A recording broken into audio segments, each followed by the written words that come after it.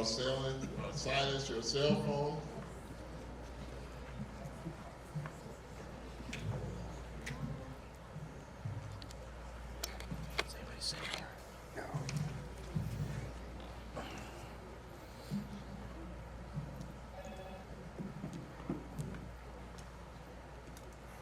We'd like to thank our host, Ecclesia Christian Fellowship, and our partner for this event, the St. Paul AME Church. Let's give them a warm round of applause.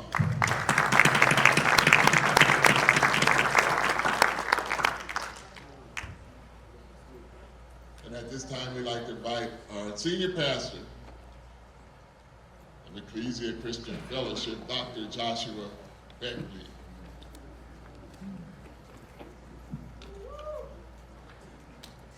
Well, praise God. Good to have you all here this evening. Welcome to our house and welcome to this forum. I trust tonight it'll be informative, and we thank the candidates for being here tonight. Let's pray. Father, thank you for this opportunity to hear the heart, the vision, the mind of these individuals as they run for this office.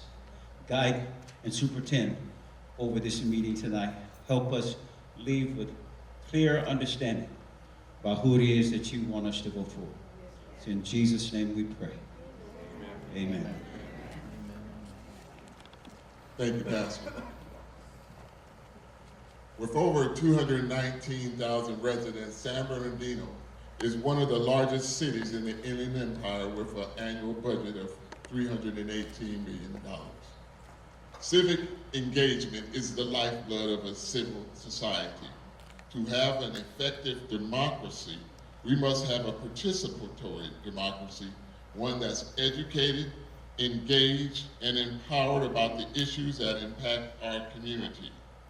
It is our responsibility to elect a servant leader that is committed to and capable of improving our collective quality of life. It is up to us to choose a leader with the best potential to make a profound difference in the future of San Bernardino. Tonight, we are pleased to welcome the leaders who seek to govern the city of San Bernardino in the coming years and to hear their priorities, perspective, and passions on issues that are very critical to the future of our city and our region. The city of San Bernardino's environment is rich with issues. It is our collective responsibility to seek out that individual who can best lead the city, solve tough issues, and demonstrate resilience in the face of crisis. Please allow me to introduce our moderator this evening, who will guide us through tonight's conversation with the candidates. Regina Brown Wilson is a media entrepreneur and committed advocate for African American owned news outlets across California. As Executive Director of California Black Media, she oversees a network of more than 30 print, digital, radio, and streaming organizations that inform, educate, and empower African American communities across the state. Wilson's impact extends beyond the Black press. She co-convenes a statewide coalition of Black, Latino, Asian, Pacific Islanders, and Native American publishers. She currently co-chairs Governor Gavin Newsom's Minority-Owned Small Business Task Force. A graduate of San Bernardino High School, our moderator for the evening, ladies and gentlemen, Regina Brown Wilson. Thank you for that, and good evening, everyone. And thank you for all of you who have chosen to attend tonight. Tonight we're here to spend the evening with our neighbors in service to the city we share. As you've heard, my name is Regina Brown Wilson, I'm Executive Director of California Black Media, and it's my honor to moderate tonight's Mayoral Forum. This is not a performance. This is a community forum about who we want to be as a city, as the heart of the Inland Empire, and as of neighbors. Everyone's voice in the room here is important. And so with that, I'm going to lay down the ground rules for this evening. So tonight's format is straightforward, built to give you, the voters, the clearest possible picture of each candidate. Each candidate will give a 90-second opening, 3 rounds of moderated questions, segments, I should say, because there's questions in between those segments, 60 seconds per response, please, a short audience Q&A read from the card submitted, and people did you get a card? All right, great. So you guys have cards, and that will happen towards the end of this evening, and then we'll end, each candidate closes with a 90-second statement. Candidates speak to the questions, disagree with ideas, not with people. I will signal when time is up, or actually Haley here will help to signal when your time is up if we go over. Audience, please hold your applause until a candidate has finished. No booing or heckling, and please silence your phones. I'll give you a second for that. And we'll start tonight with Miss Ronika. I'm saying it right? Ronika, sorry. Galante. I was getting ready to say it. I have it spelled out phonetically, so sorry. So, we will start with your 90 seconds. All right, great. Hello, everybody. So, for those of you that don't know me, my name is Ronika Galante, and the N is silent. But one thing about me, I'm not silent. I've been a resident in San Bernardino since 1984. My parents moved here from Fontana, and at that time, San Bernardino was considered to be the jewel of the Inland Empire. Hi, baby. My son's giving me a thumbs up back over there. But anyways, like I said, I came in 1984. It was a jewel of San Bernardino. Things have changed significantly over the last 40 years, as we all can say that things have changed significantly. One of the good things about me is I am homegrown. So I went to Cajon High School.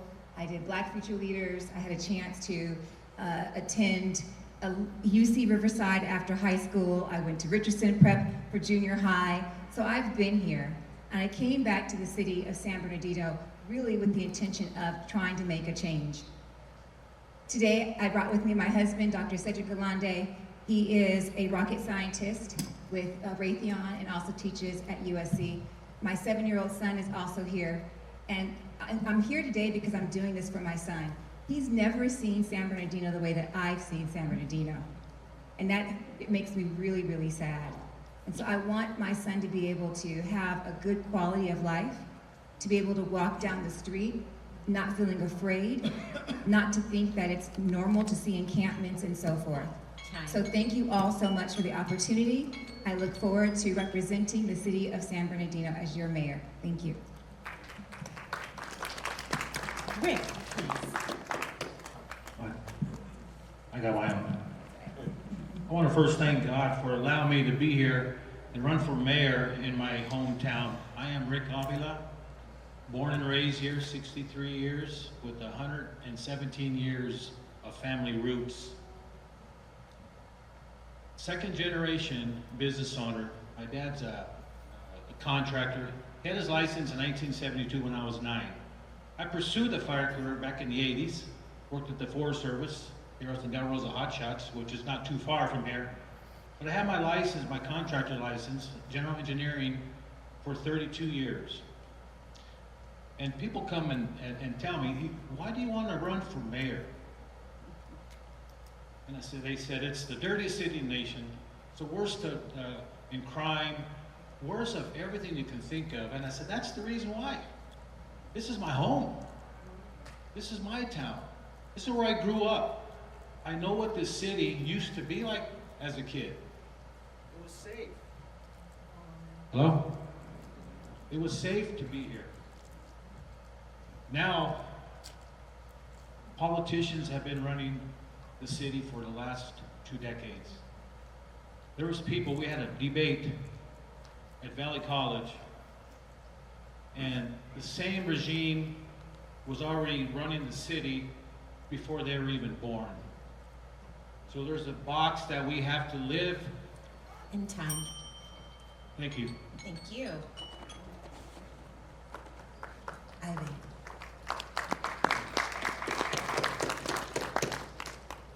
Good evening, everyone. My name is Ivan Garcia. I'm a resident that was born here in the city. A little bit about my background. I'm a general contractor. I'm a property manager, and I'm a heavily involved community volunteer. I'm also a planning commissioner. Been a commissioner for almost 4 years. It'll be in October. I come from a family that is very humble, hardworking, and very respectful. So the reason I'm running for mayor is because I feel I have already been doing roles and responsibilities as a mayor. So I've been driving around the city, sending CRMs, reporting CRMs, listening to residents, giving back to the community, donating out of my own pocket to make people feel better and bring up the best in every person, every resident from our city. So that's what I bring to the table. That's what I want to do. I want to give back, educate, inform our residents, work as a team, and change our city around together and rebuild San Bernardino stronger together. Thank you. Thank you.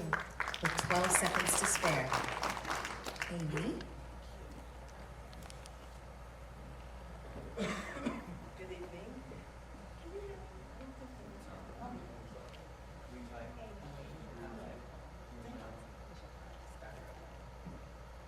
Well, good evening. I think it's just me. It might just be my voice, so I'm going to talk loud. You know, you guys can't hear me. Testing. The devil is a lie. He doesn't want you to hear what I have to say. But we're going to say this, okay? All right? My name is Amy Malone. I am a wife of 25 years, a little over 25 years. I'm a mother. I'm a grandmother of a beautiful little 4-year-old. And I am a woman of faith. When I came to San Bernardino, I did not know whether or not I was going to make this my forever home until I met the people. When I met the people of San Bernardino, everything turned around. This is a large city with a small town feel. The people in San Bernardino love this city. There is a pride you have about this city that is like no other. It's like no other. But the problem is you are not being respected by the people that you elected into office. I see this city and I see what can happen, the potential here, the potential. When I first moved here, I got friends and family. I started loving the people here. And then I realized there was a problem. I went to a city hall meeting, a city council meeting, and saw that there was dysfunction on the dais. Immediately I jumped into action. Immediately I wanted to be a part of the city. And immediately I started coming up with ideas to change the trajectory of this city, to change the image of this city and rebrand this city. And that is what I'm going to do for the city of San Bernardino. I am your next mayor. My name is Amy Malone, and there's change coming.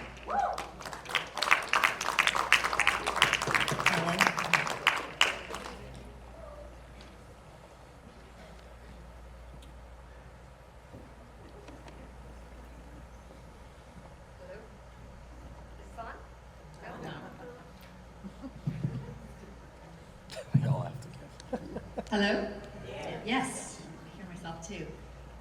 Good evening, everyone. My name is Helen Tran. I am your current mayor, and it's been such an honor to serve as your mayor since 2022.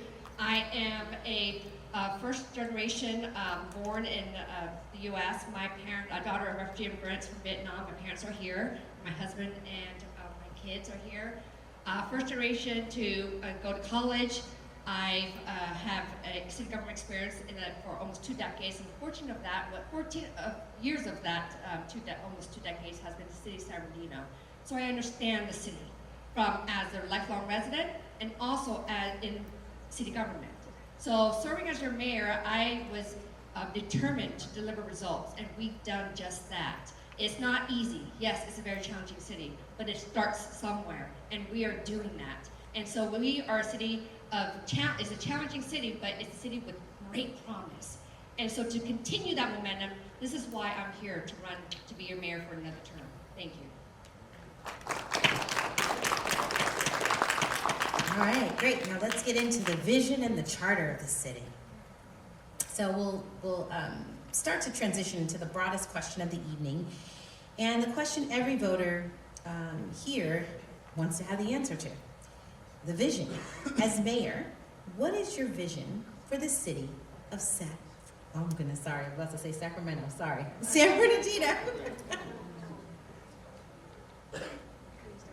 Starting with you.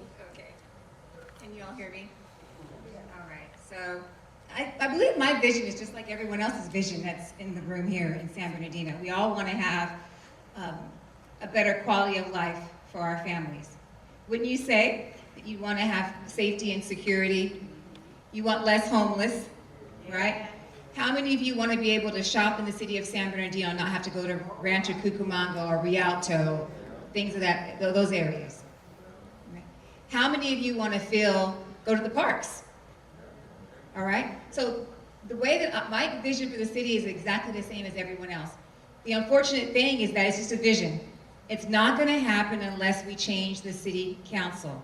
The toxicity and the divisiveness that's happening right now at the city council level is holding us back, everyone. So all of the things that we all dream about will never, ever come to fruition. Now, I can sit here and tell you some lofty plans. I can put together some cool acronyms, but it won't mean a thing unless we change the council. Thank you. Thank you. Rick, same question. As mayor, what is your vision for the city of San Bernardino? And you have, just as a reminder, you have 60 seconds. My vision is the way it was when I grew up, and I think all the cities around us used to piggyback off of the city of San Bernardino, and we just got left behind. Now, if you look at other cities, I want to have housing downtown, like I want to work downtown, like Rancho, Redlands, they're all passing us up. Now, I would like to have City of San Bernardino, I want manufacturing warehouses. Not too many people know we have the longest airstrip in the West Coast. We're not even using that airport. I want this city to thrive. We lost Norton, we lost our Santa Fe, but I want to bring that back. I want to bring manufacturing back with the showroom so we can sell what we're manufacturing. Now, I have big dreams for that, not even major industry, but small industry. I want to bring back high-paying jobs in the city of San Bernardino. Thanks. Thank you.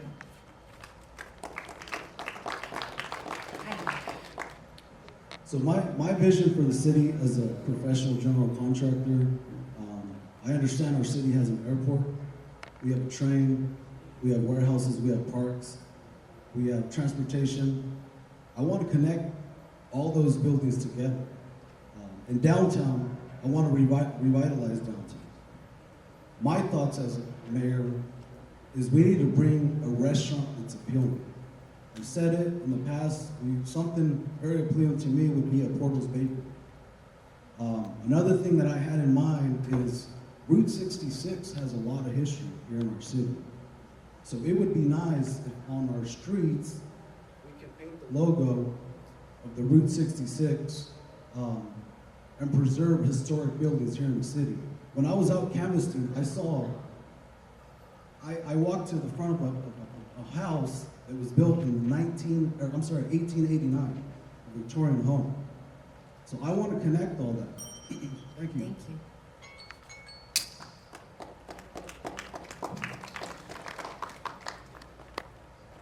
The city of San Bernardino. The city of San Bernardino. No mic? Okay. Thank you. Thank you. I envision a city where we can prosper. I envision a city that we can reclaim as our own again. A city that is not for sale to the biggest bidder.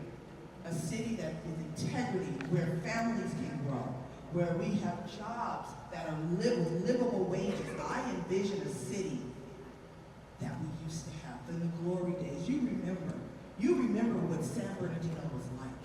You remember when you could go downtown and shop. I envision a city where you can go downtown and shop and we are open for business. I envision a city where City Hall has integrity and character, where they put the people of San Bernardino first and not politics. I envision a city with a mayor who is putting you first, a mayor who is working with the city council and the city manager to push our city forward. I envision the all-American thank city. you.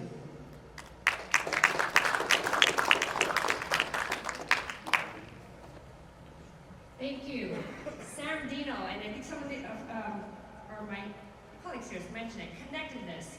All-American city, back and stronger and bigger. So that means all of our assets, the international airport, the rail, the transit center, the freeways, where we're located, we would be the largest downtown in the IE, launching that to be mixed-use development.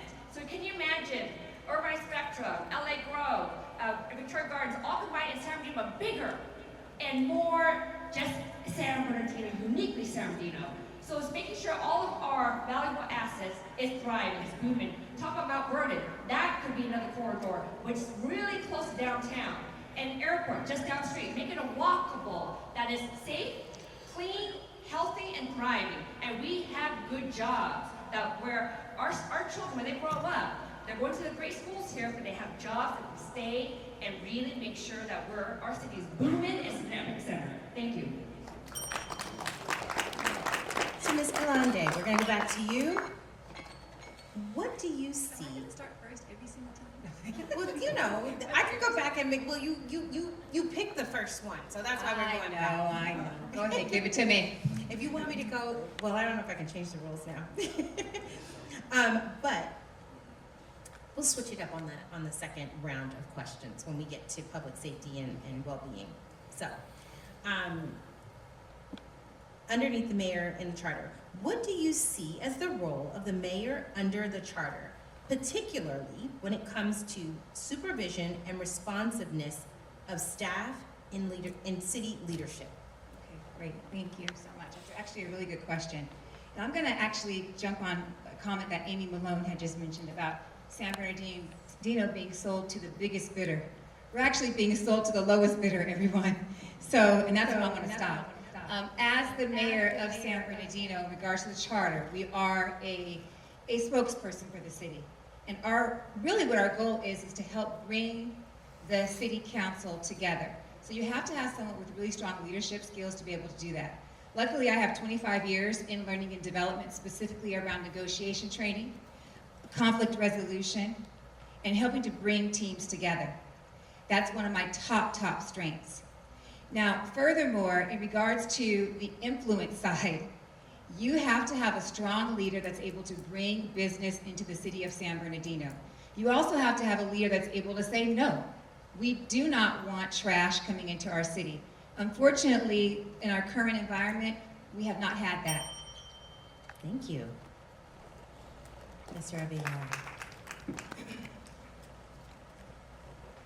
What was the question again? Let's roll this back. What do you see as the role of the mayor under the charter, particularly when it comes to supervision and responsiveness of staff in city leadership? The mayor is the CEO of the city, and I've been an owner for over 32 years. I have my license with my dad, over 40 years experience as a business owner. It's not easy owning a business, especially a construction business. But as a mayor, with the charter, the way it's set up now, it's set up for like the city of Bell. There's room for corruption, and that's what we've been having. They're appointed positions, and with the appointed positions, you do as they say, or you're fired. And you're not going to get good workers for that. I would like to have an elected city attorney. I think that's a good example of the corruption where it exists. City attorney will be on salary instead of over what I think 2 or 3 million that they're paying for every year. That's one example. There's many, but time's up. No, Thank you. Mr. Garcia. As your mayor of San Bernardino, I bring construction experience, managing projects anywhere from 1 million to 2 billion, and I've had to work with many, many stakeholders, architects, engineers, end users, people that are going to occupy furniture, moving items. You have to do a lot of coordination with different people, meet budgets, meet deadlines, manage schedules.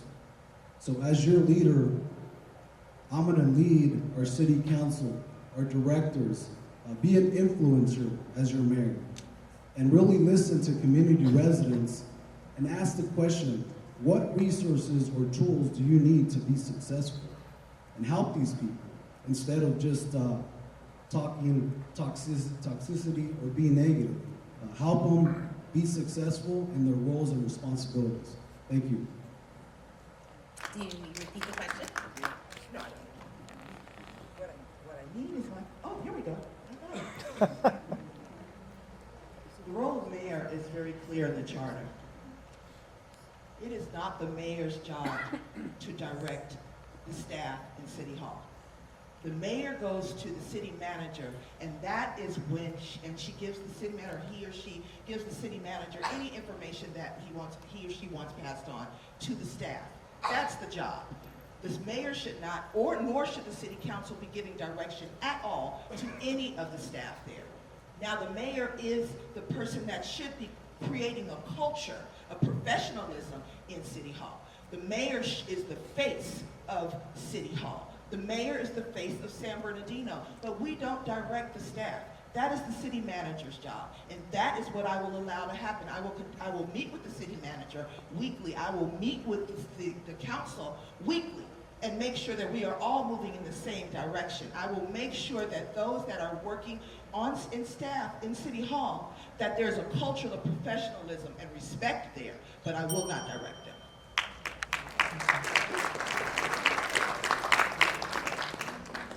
The role of the mayor is to make sure that we are ensuring the city manager is driving the results by making sure the staff is helping to drive those results per the council's direction. And so if the council's direction is to say, address homelessness, infrastructure, then I as the mayor go out and go after resources, funding, and I've done just that by meeting with Supervisor Baca every month, and he has poured $200 million into San Bernardino, meeting with their legislators in Sacramento to make sure there's money coming in. And so holding the city manager accountable to drive the results at the direction of the council is very key, and creating the culture of professionalism and respect. So that way, as a mayor, you're the face. You're the go-to. And so then you take that back to staff, and then make sure this council's aware. And if you could go through the city manager to go through the council, because the city manager reports to all 8 electeds equally. Thank you. You might want to stay right there, because I'm going to start back with you, because we're going to move on to public safety and well-being, and that way you don't have to get your steps in. So, public safety is an issue that I've heard most often in conversations leading up to this forum. So let's get specific. San Bernardino's overall crime rate is 2% above the national average, with violent crime 220.7% higher and property crimes 51% higher. What is your concrete plan to change those numbers, and how will you measure progress? So during my time as mayor, and we have an amazing police chief overseeing a police department that has done just that during my time.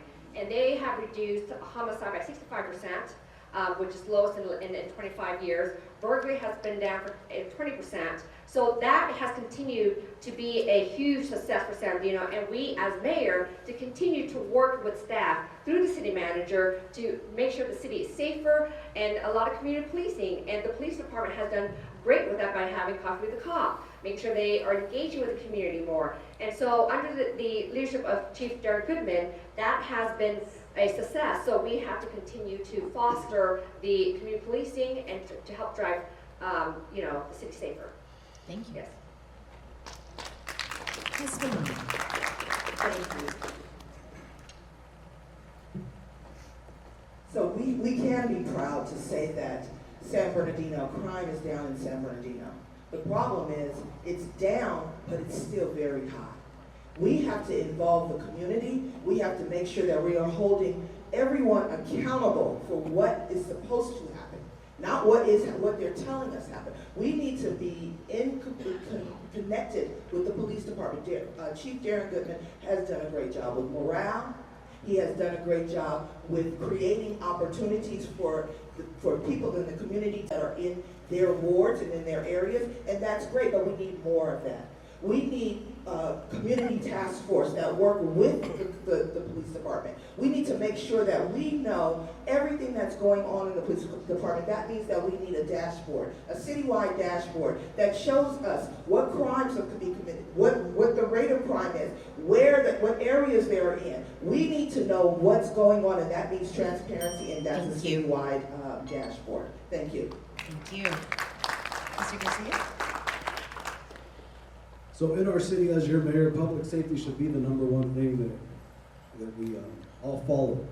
So how are we going to accomplish that? Continue to work with our Chief Goodman, educate and inform residents and businesses. Our city has a surveillance security system that our police officers can monitor, inform residents and businesses how they can report CRM, attend copy with the cop, have more workshops, invite businesses and community residents to do ride-alongs with police officers, and help fund the needs of our police department, because everybody wants a safer city for our kids, residents, business, because if we don't, there's loss for businesses, kids are being abducted, and it's all just chaos, but we don't have a lot of public safety. Thank you. Thank you. Mr. Avila? I want to hire more police officers, but to do that, everybody wants to do it, we have to generate revenue. And I want to generate revenue from day one on a partial trucking tax trucks that go into our city, in the warehouses that are hauling goods. All the cities do it. And what I want too is, I want one unit, I want 2 police officers in 1 unit. Right now, I think a lot of people see a lot of, the cops, 1 unit, 1 cop following each other to a call. I want 2 officers, 1 unit. That way, I don't want any of my police officers being ambushed or whatever, because there's a lot of crime out in the city of San Bernardino. But every city has law enforcement, but they pay for it, and they pay for it through revenue. And that's what I need. I need more restaurants, more businesses. And that's where I come in as a business owner and generate more revenue so we can pay for these police officers that I want to hire. I want to hire more, make the streets safe. Thank you. Yeah. Oh, yes, I will repeat the question. So San Bernardino overall crime rate is 2% above the national average, with the violent crime 220.7% higher and property crime 51% higher. What is your concrete plan to change those numbers, and how will you measure progress? All right, great. So the city of San Bernardino, we're doing a great job in regards to reducing crime, and all praises needs to go to Chief Goodman, so I would agree with that. In regards to the community does not trust the police, all right? So we need to change that narrative. So we need to involve the police, do more community ride-alongs. I love what you had mentioned, Ivan. I do also agree with Amy Malone when she had mentioned about having a citywide dashboard. There is actually something out there right now that provides that information. More visibility would be great. In regards to training, we need to make sure that the police officers have the ability to deal with mental crisis. They currently are dealing with that a lot, our homeless population. So continuing to provide them with additional training and additional resources. I'm big on technology.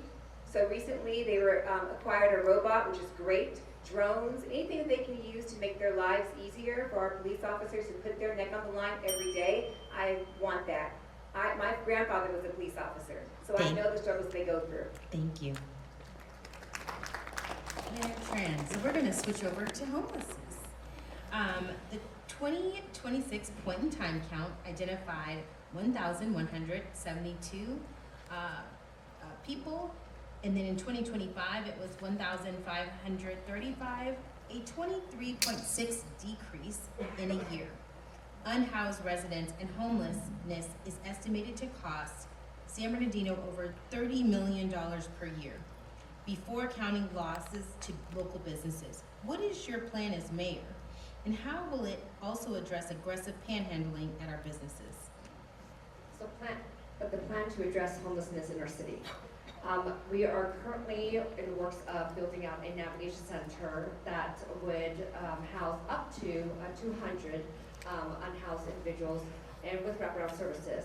And that would be built out off of Waterman at 6th Street east of Waterman.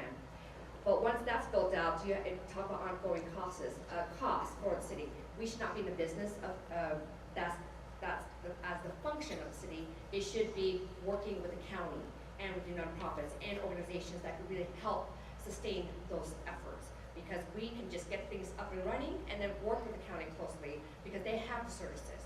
So we're already engaged in those conversations to make sure that we think long-term and sustainable and really end homelessness, and that's key. And to work with the community to really address the encampments, the homelessness where it has been a hotspot, and we're doing just that right now. And so we've done more now than ever before. Thank you.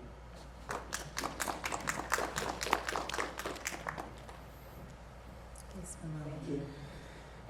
So the city of San Bernardino declared a state of emergency in 2023. This is 2026. A state of emergency for our homeless issue. Now, if it was an emergency in 2023 and we are in 2026 and we still have ridiculous homeless numbers, that means something is not working. The city of San Bernardino was given over almost $40 million to address our homeless issue. We could have used that money to repurpose some of the empty buildings that we already have, that the city already has, refurbish those buildings, bring in wraparound services, and have our homeless community off the streets now. We don't have 6, 7, 8 months to wait. We need to deal with that right now. And that means working with individuals that will use these homes, use these buildings that we have, repurpose the buildings right now. The navigation center is a great idea, but we don't have to wait for a navigation center. We can have someplace right now with the buildings that we have. Thank you. Mr. Garcia? As your mayor, regarding the issue with homelessness, I understand that we have a navigation development project coming to the city. That navigation is supposed to provide housing, offer jobs, and then have some of the homelessness seek psychiatric or mental support. Let's face it, we have homelessness in every ward throughout our city. How are we going to resolve it? We need to work as a team. Everybody collaborates. Work with nonprofits. Work with city staff, our outreach homelessness program. Involve your community residents. Involve your neighborhood association councils in the city to help resolve some of these issues and report them. And then offer assistance to some of these people. Go out there in the streets and see if we can offer assistance to the people that are unhoused. Thank you. Thank you. Mr. Ravioli? I've done my homework on homeless. I like to see a homeless village, about a 17,000 square foot warehouse on the outskirts of the city, sitting on about 4 or 5 acre estate with showers, bathrooms. We have a lot of food banks. They have the food.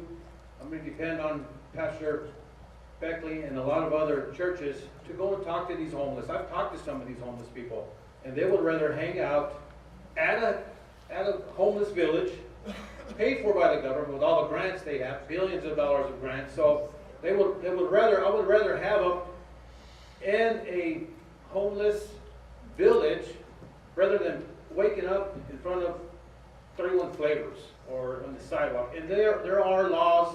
If they don't want to follow those rules, there's other laws we have to enforce.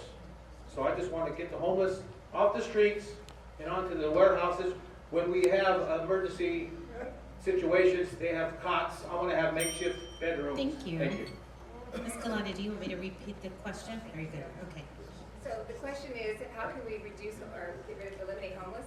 Well, what is your plan as mayor, and how will it also address the aggressive panhandling at our business? So, what is your plan to deal with homelessness in our city, and how will you address the aggressive panhandling at our businesses. Here's what we need, an audit, folks.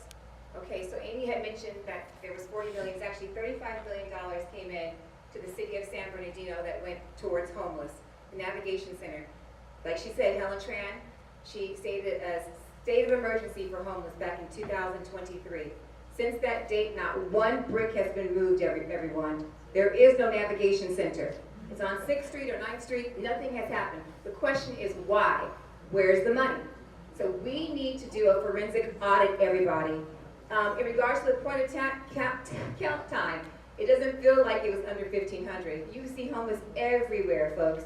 We need to stop paying these nonprofits that are here in the city of San Bernardino for the number of homeless people that they help, because that's no incentive to stop homelessness. It only encourages it. We need to see nonprofits that get paid off of results. We have over 300 nonprofits in the city of San Bernardino. Most of them aren't doing much. 90% of their salaries, 90% of their money actually goes to salaries, folks. So the thing that we need to do is first and foremost is to audit. Where's the money? I know you both were mentioned in that response. I do want to give you a chance to rebut if you want to, Mayor Tran. If you want to, 30 seconds though. I think sometimes folks think it's easier done once you're in and the money and funds and so forth, but it takes time.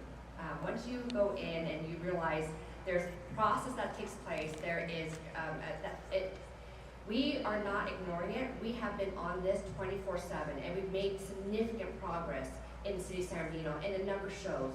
So since 2023, we've done so much in San Bernardino, and that is having a staff, a division of staff to address homelessness. We have the U.S. vets to address the homelessness. So there's, Yes, thank you. I do want to, just a couple seconds. My numbers may have been off. I don't believe that they were, because I did add that up. But I will tell you this, whether it's 35 million or 40 million, we need to have someplace for our homeless to go right now. We have the money now. So why are we waiting to build a navigation center when we have empty buildings downtown right now that are not being utilized? Downtown is burning down around us. People are living in the homes anyway. Why are we not utilizing those buildings? Thank you. Okay. You guys are making it exciting in here. Woo! All right. I didn't know that was my mama. I just heard that. All right. Prostitution along with certain. Are you going to offer rebuttals to the rest of the? Oh, well, you mentioned their names, so that is why I offered a rebuttal. So only if you directly are mentioning someone would you get a 30-second rebuttal. I got you. Yeah, so that's why I did. So, but now we're on to prostitution in the church house. Okay. Prostitution along certain corridors is a serious community concern. How will you address it? Please be specific on enforcement, prevention, and services for those being exploited. And Mayor Tran, I believe we'll start with you. that's really timely because our police department just released a press release regarding about the prostitution that's happening on G Street, which is very heavy. And so they have a specific task force that's addressing that issue right now, but we also have to be mindful of the laws that create some rights and protection for folks who are participating in those types of activities. And so one of the things we have to do is, as elected, is engage with our legislators and let them know that, hey, this is happening. How can we enforce even further on the laws that this is not acceptable? So it's really having that dialogue, because I brought this up multiple times to multiple legislators, and they said that it would have to change a certain bill, and we're working on that. And so just know that that's not something that's easily done, that you can just remove a situation like that. You have to be mindful of what the rights are. Thank you. Ms. Malone. Yes. Prostitution right now is rampant downtown, and we know that. We see it. What we need to do is just what they just did, and just as Mayor Tran said, they targeted a motel that they know prostitution is happening in. That's what we need to do. We need to target those hotels, those motels downtown. We need to target those that are down there soliciting. If they are breaking the law, period, point blank, we need to arrest them, period. But there are also issues down there with trafficking. And we have to work with nonprofit organizations that address the problem of trafficking right now. We cannot make it comfortable and easy to run a ring of prostitution in our city. We have to make sure that the police department is working with the community organizers and are working with nonprofits to get them off of our streets, period. That it's not acceptable, and we have people who are being hurt in our cities. We have young people in motels right now that we need to get off the streets. Thank you. Thank you. Mr. Garcia. So as your mayor, regarding prostitution, again, this is a community. We got to work as a team. Involve our businesses, our police department, and also reach out to these clients, these prostitutes that are on our streets on Baseline, along G, and again, hotels that are engaging in this phase, if you will. So we need to offer more housing. This issue is related to poverty, housing, education, not being informed, and not being educated. So we need to work with residents and businesses to help resolve this issue and engage our council, our departments, our city, nonprofits. It's a collaborative effort, an issue that we all need to work together. Thank you. Mr. Avila. Yeah, prostitution's been going on ever since I can drive a car, and it's kind of like the same place where it's at. But in the city of San Bernardino, it's kind of strange that they had a bust right before election time. It's always been there. And I think what we need to do is have the cops maybe bikes, maybe horseback, because they're isolated. The prostitution's kind of isolated off of Fifth Street, wherever you know where it's at. I know where it's at, and everybody else should know where it's at, so the police know where it's at. I think we should target that area, have more visible cops there, and just make sure, get the word out across Southern California. They can't come to San Bernardino anymore, and I think people already know that. Thanks. Thank you. Ms. London, you may repeat? Yes. Okay. So, prostitution along certain corridors is a serious community concern.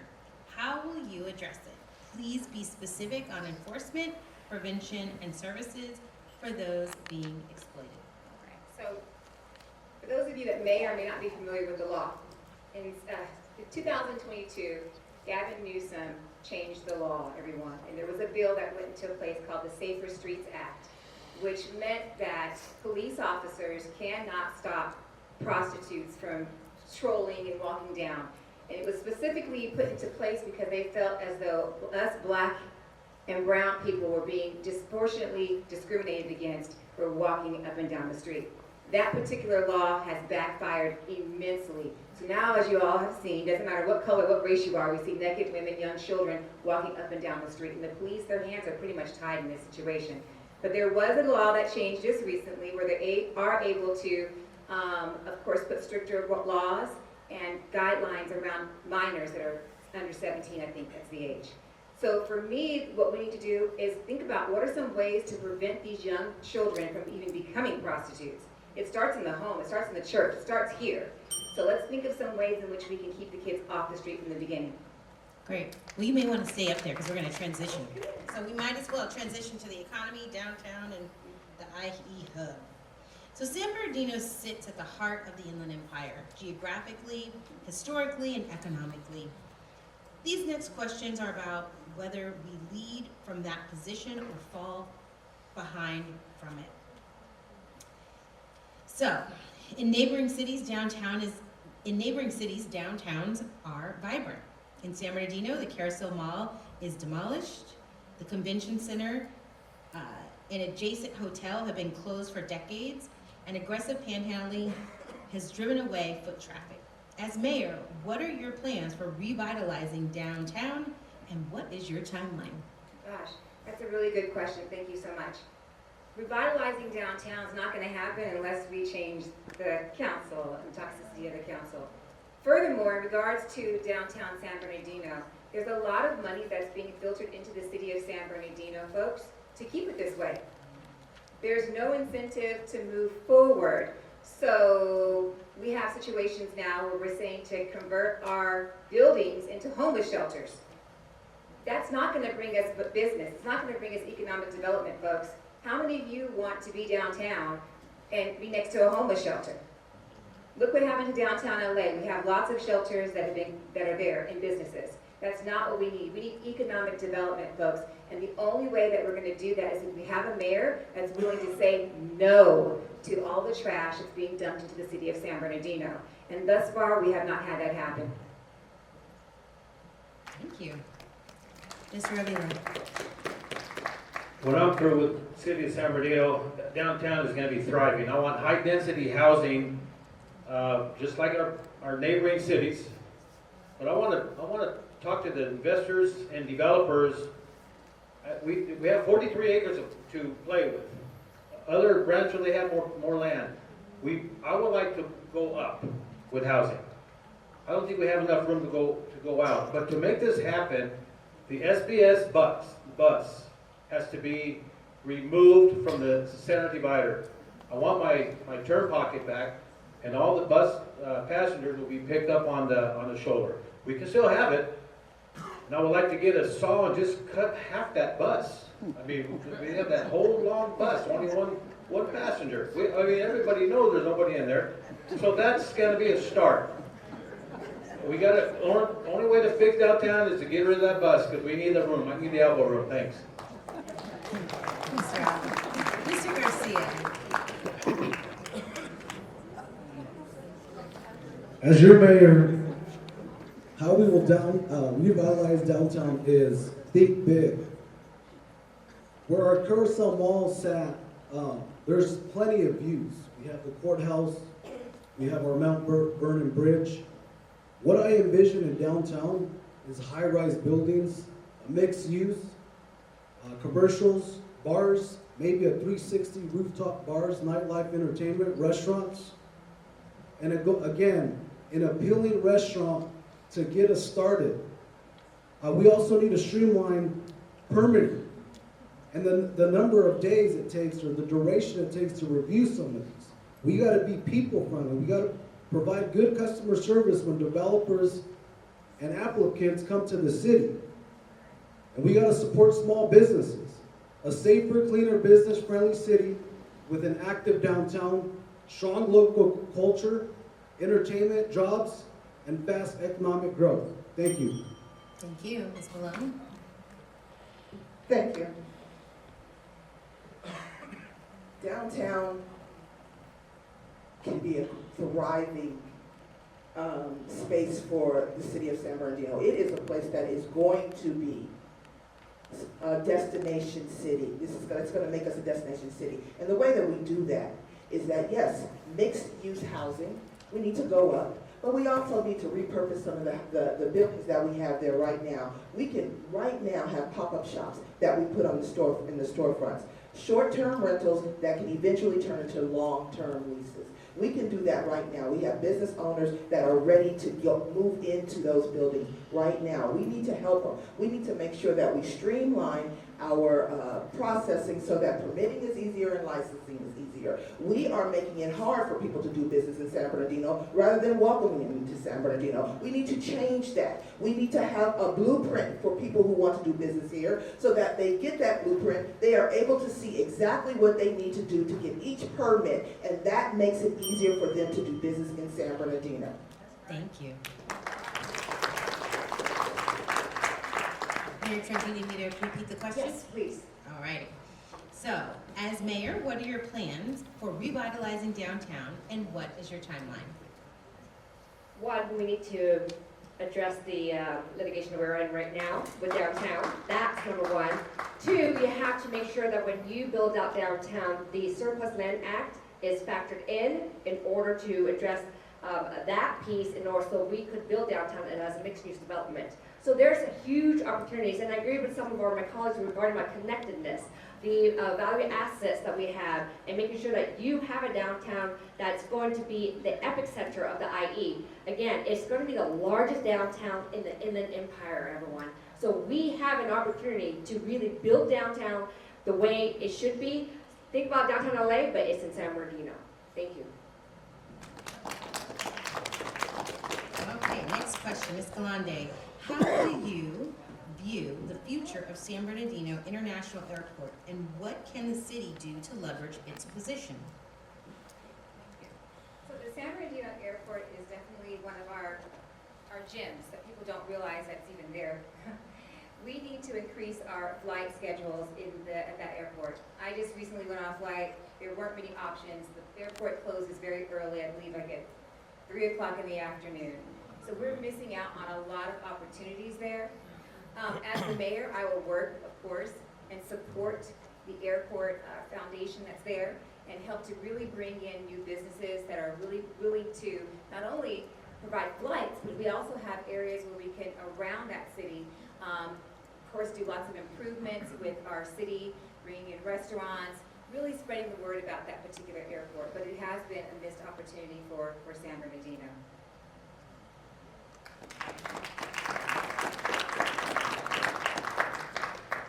Like I said before, we have the longest airstrip in the West Coast. I would use that airport for more flights. I would like to have a Sacramento flight at least every 30 minutes. From 6 in the morning to 6 at night. Everybody flies to Sacramento all around the adjacent cities. And I want them to use the city of San Bernardino Airport to fly from there. And I would like to have more flights to Las Vegas. And with Stater Brothers having their warehouse at the airport, we should bring more import of exotic goods, foods, or whatever from far more than anybody, any other airport that can come in. With having Stater Brothers, I think they should use that airport a little bit more what they're using. And I'd like to bring more commercial flights, not only Sacramento, Vegas, but Oakland, wherever, anywhere. Bring, I got more time? Bring more flights in, thanks.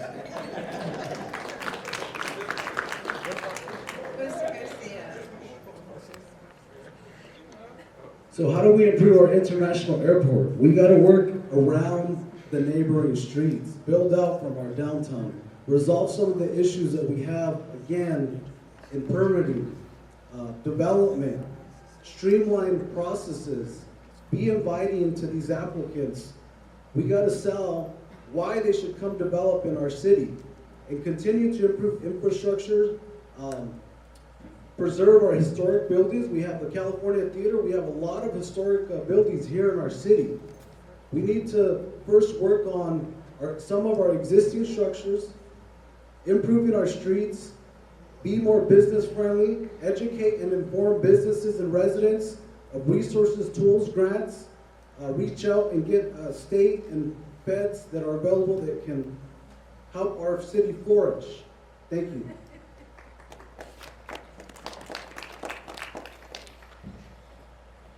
Do you need me to repeat the question?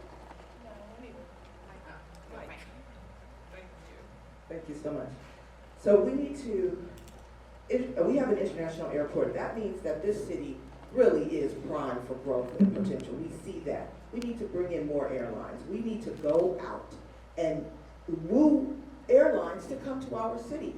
We need to expand our terminals, upgrade our terminals. We need to make sure that we are friendly for cargo planes to come in, so that we can do mixed use for that property. We can have terminals that are for cargo, and we can utilize the warehouses that are in that area. That's what we can do to bring in business. But we can also bring in more airlines.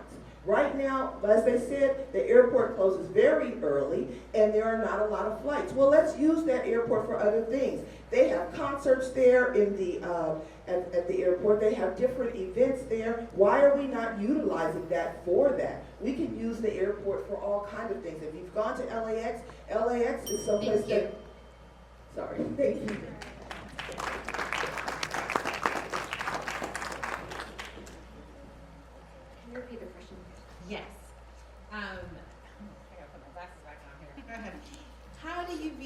of San Bernardino International Airport, and what can the city do to leverage its position? San Bernardino Airport, International Airport, is comprised of a board made up of members of the County of San Bernardino, Highland, Loma Linda, Colton, and City of San Bernardino. So we have to make sure that we're working together as a board to continue to expand flights. They did launch a flight to Las Vegas. I don't know if it's still going, but I know Provo, Utah, Phoenix, Arizona was a recent one, and parking's only $5, y'all. So and I hear the flights are very comfortable and it's very affordable. So continue to really foster the partnership with your board members and expand the airport together. And I know it is expanding and it is thriving, so we continue to foster that. Thank you. So this question is kind of a combined question. I'm going to just take the prerogative and I'm going to give you guys 30 more seconds. So you just have 90 seconds to actually be able to answer this one. I know that it's tough, and I imagine anybody who's on the, who makes it to being the mayor, whenever the public comes and only gets 2 minutes to talk, you really realize how challenging it is to put all your thoughts into, a very short 60 seconds or even, 90 seconds. So let's go back to you, Ms. Gamande. Developers evaluate a city's income and education level before deciding whether to invest. What is your short-term goal, achievable in your first 12 to 18 months, that will create a real path to a stronger local economy? And how does education and workforce development fit into that plan? Great question. So, April the 2nd, 2025, I actually spoke at one of the city council meetings, and I actually spoke about this exact topic. And those of you that had a chance to watch it, I talked about the city council and the fact that businesses and investors do not want to come to the city of San Bernardino because of the toxicity of the city council. They're just not gonna do it, folks. So I can stand here and give you the most grandiose plan possible, but it's not gonna make a difference, folks, if we have division amongst the council, okay? So one of the things I also quoted that the definition of insanity is doing the same thing over and over again and expecting the what? The exact same results, folks. And that's what's been happening for the last 3.5 years that we've had this situation going on. In regards to workforce development, great opportunities, folks. We have a great opportunity with our Valley College, with Cal State University, to bring in workforce and to make sure that our students that are there are able to have jobs, folks, that are going to connect with where we're going to be going in the future. So at Valley College, if you all didn't have a chance to hear me, I talked about AI and how it's really important that these youngsters and young adults really think about the career paths that they need that are going to be transferable in the near future, right? And so we have resources like the Bebop Center that focuses on AI. So there's lots of opportunities within the city of San Bernardino in regards to collaborating for workforce with our universities. Thank you. And students. I would team up with the schools, the universities, with developers, and what they're going to school for, and create those types of jobs. We need high-paying jobs. Some of these jobs we have, the warehouse jobs, those aren't really high-paying jobs unless they're manufacturing jobs. The jobs we have here now at the warehouses, they don't pay enough to either buy a house. They're mom-back jobs. I don't know if anybody would know what a mom-back job is. It's standing behind the truck, mom back. That's the type of job there is. I mean, it's just a regular pay. It's a starter job. But with the schools and colleges, I will create high-paying jobs. I want this city of San Bernardino to have the high-paying jobs like it used to have, and we can do it with the airport. We can do it with our warehouses, manufacturing warehouses. Like I said, manufacture what we sell, what we're manufacturing for our revenue. Thank you.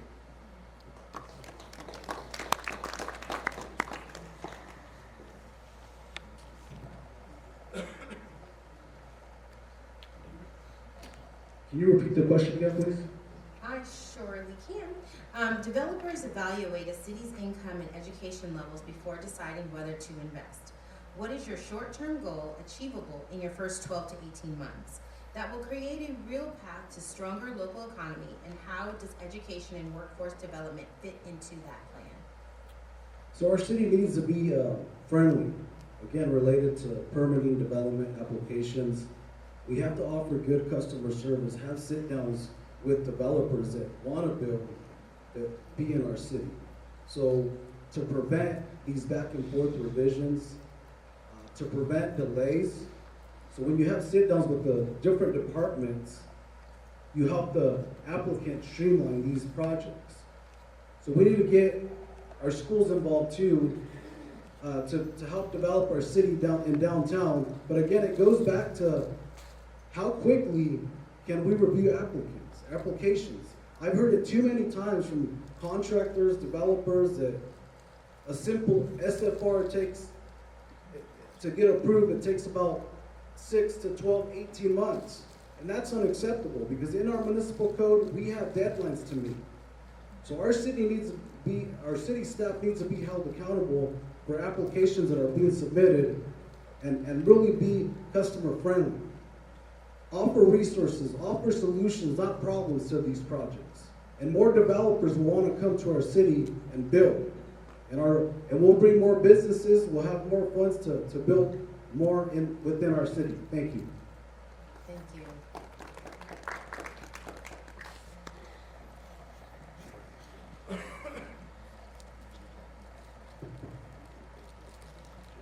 I'm glad I was asked that question.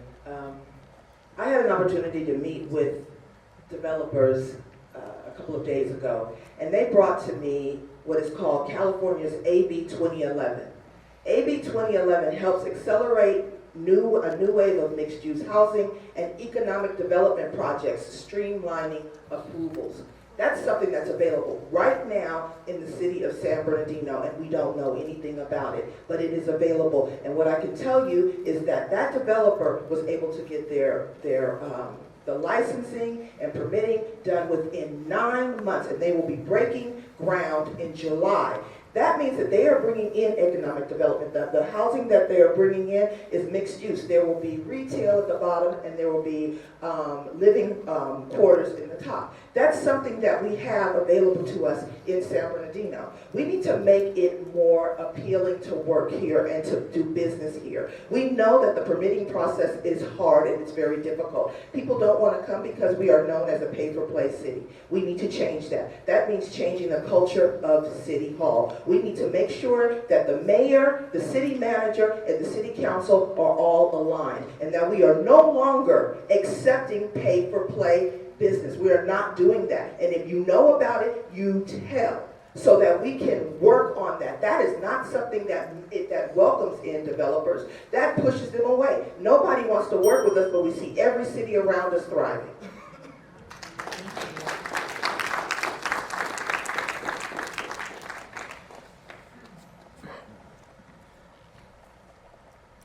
Sorry, can you repeat the question? I surely can. So developers evaluate a city's income and education level before deciding whether to invest. What is your short-term goal achievable in your first 12 to 18 months, if reelected, that would create a real path to a stronger local economy? And how does education and workforce development fit into that plan? Thank you. So I don't know if folks know this, but 90,000 employees come into our city daily. And we have the largest employers in our city already existing: city, county, state, health and education, healthcare, education. What we need to do is develop a plan to make sure that they stay, they live in the city, that there's more housing, there's more opportunities for them to want to just work and live, work and play in the city of San Bernardino. That's the first 12 months I want to focus on if reelected. Thank you for Ms. Galante for mentioning about the emerging technologies, because I have to say, there was a recent conference that happened in the city of San Bernardino, the first one in the nation, defining the future. And it was to accelerate workforce development for emerging technologies in Cal State San Bernardino. I have the honor to welcome national world leaders coming to San Bernardino to help our students be exposed to what they can be doing in the city of San Bernardino. And we could be leading the edge for technology, future workforce, and so things like accelerated advanced manufacturing and robotics, workforce development and emerging tech, expanding research resources of students, fire the creative juices, fusion energy, environment and sustainability, biotechnology and health sciences, aerospace, defense, and advanced autonomous systems, and more. It was such an honor to see leaders in intelligence, in the Department of War, here in the city of San Bernardino, because they want to know what we could do more for our students and for our future. Thank you. Thank you. Well, we've come to that time where I'm actually trying to shuffle and listen to folks here are very engaged. So I'm trying to group some questions here together so you can catch your breath for 1 second. And I want to just take the time to start with Ms. Galande. Let's look at a question from, okay, thank you. So I'm trying to group them together so we don't have to, because there's lots of questions. And these are from the public who's sitting here before you today. So on public safety, do you support a sanctuary city? What roles would SBPD play in making sure everyone feels safe to work and live in SB? Do I support a sanctuary city? Well, we are a sanctuary city right now. But do I support it? No, I do not support a sanctuary city. Unfortunately, in the city of San Bernardino, we do have a lot of people that come to this city for various reasons. And I'm not saying that I'm not empathetic. I'm not saying that I don't care about people's circumstances that have brought them here to the city of San Bernardino. But I do believe in the law of the land. So I do believe that you should follow the law. And unfortunately, by becoming a sanctuary city, it takes away from the resources from the residents that are doing things the legal way. So no, I do not believe in having a sanctuary city. Thank you. 44 seconds. Mr. Avila, good question. I think it did what Veronica said. I mean, sanctuary cities, you're taking away from the money that you are giving to people that do need it and that do qualify for it. You can't come in and start giving money away, because the people who are taking advantage of our city, they don't even live here. Now, I would like to find out who is living here, and what type of funds are they qualified for. So yeah, I think we have to, follow the laws, and that only brings back riots and sanctuary cities. No, I say no to it. Mr. Garcia. I would say I don't support sanctuary city. Excuse me, because we need to focus on issues that we have here in our city before we can support something else. Excuse me. The focus is issues here in the city before supporting others. Sorry. That's it. Thank you. Thank you. Ms. Malone. 45 seconds.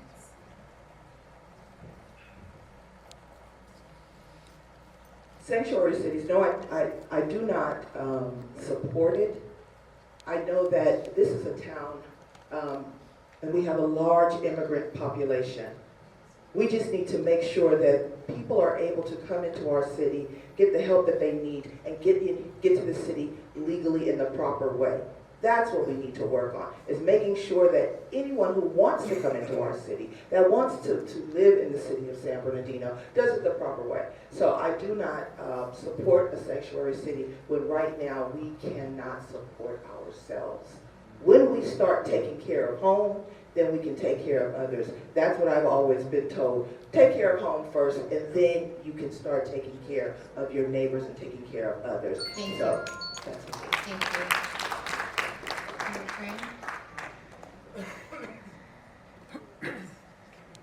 Thank you.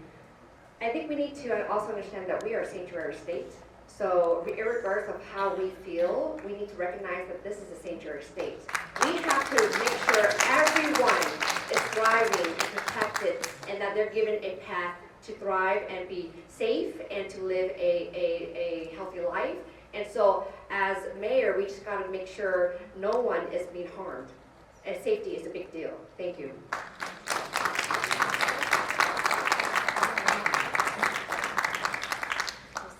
questions get real specific. Now I know what it feels like to be at a city council meeting. Let's see here. Alrighty. Sorry.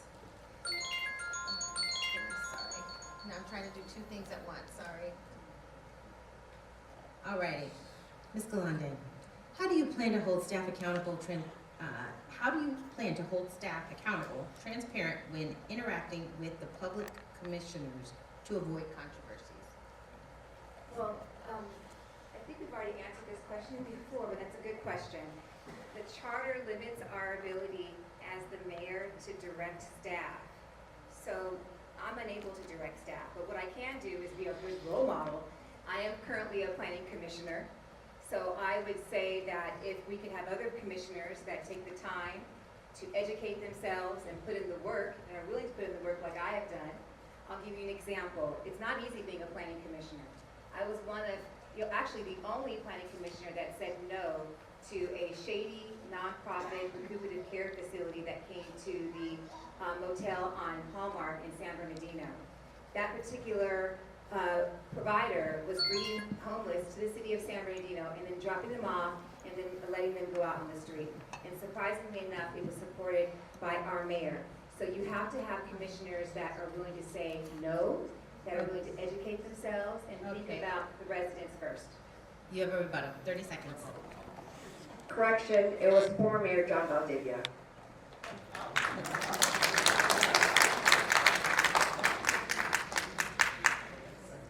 I love that you said you love technology and, okay, perfect. Yeah, your turn. I used to be a commissioner, fire commissioner, and I was a commissioner for Measure Z, I think it was, or Measure S. And it was supposed to be for the police department. And I suggested to put the funds in the police department, but it goes to the general fund, so they don't listen to us commissioners anyway. And when I was a fire commissioner in 2002, in December, it was a misty day, and I wanted to have a 100-yard buffer along the foothills. That's one thing that nobody's talking about, our fires. And that was on December of 2002. That October, that's when we had the old fire. So if they would have listened to some of us commissioners, probably would have never lost a home. Thanks. Mr. Garcia. Can you repeat the question again, please? I almost lost the card. I forgot what I asked. So I think this is the one that I asked. How do you plan to hold staff accountable, transparent when interacting with the public and commissioners to avoid controversies? So my thing as mayor, I would like to have order in our city council. I don't agree with inappropriate behavior, inappropriate comments during these meetings. If I'm your mayor, that's going to stop. You're going to get one warning, and otherwise you're getting executed. You're going to have to be dismissed from that meeting. So I plan to work with the city council. And sorry, can you repeat the question one more time? I don't mean to laugh, sorry. But how do you plan to hold staff accountable, transparent when interacting with the public plus commissioners to avoid controversies? So transparency, always do what's right for the city and be transparent. Residents are always concerned with what's going on, and they're always curious to know where we stand with different projects. Thank you. Okay, thank you. Again, the mayor's job, the scope of work does not include directing the staff. So the way that you hold people accountable and make sure that people are being respected is have an office that is a culture of respect and professionalism in that office. When you ensure that your office and your staff are treating each other with respect, speaking to each other with respect, and speaking to those who visit your office with respect, that becomes the culture. When you have a culture of toxicity, that's what takes over. That's what has to be turned around. We have to make sure, the new mayor, and I plan for that to be me, I will work with city council and I will work with our city manager to ensure that those who are employees and those who are staff know how to treat and speak to people professionally. That's the bottom line. Thank you.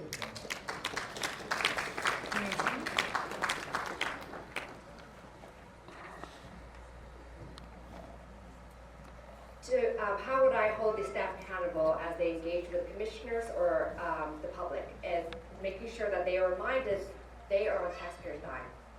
They are being paid to really serve all of us, including, and so even when there's frustration by the commissioners or the staff, they have to understand they need to hear it out.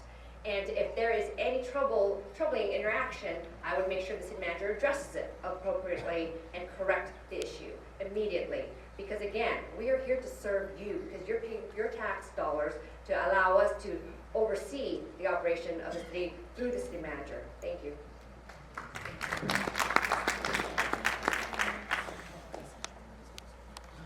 The city of San Bernardino recently received over $1 million for surveillance technology, including flock cameras that would increase fines for SB families.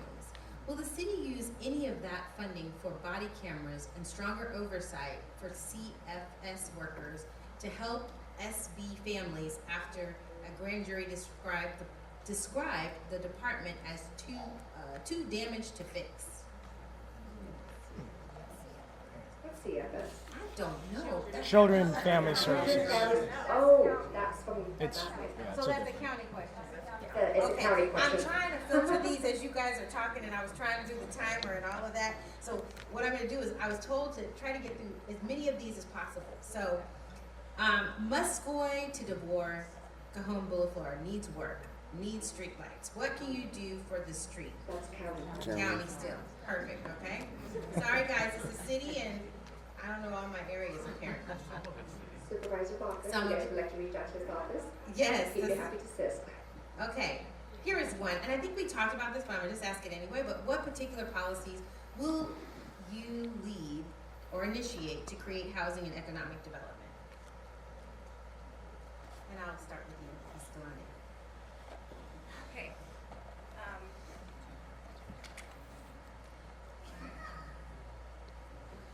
So, in regards to policies for economic development, can you repeat the question one more time, please? What particular policies will you lead or initiate to create housing and economic development? All right.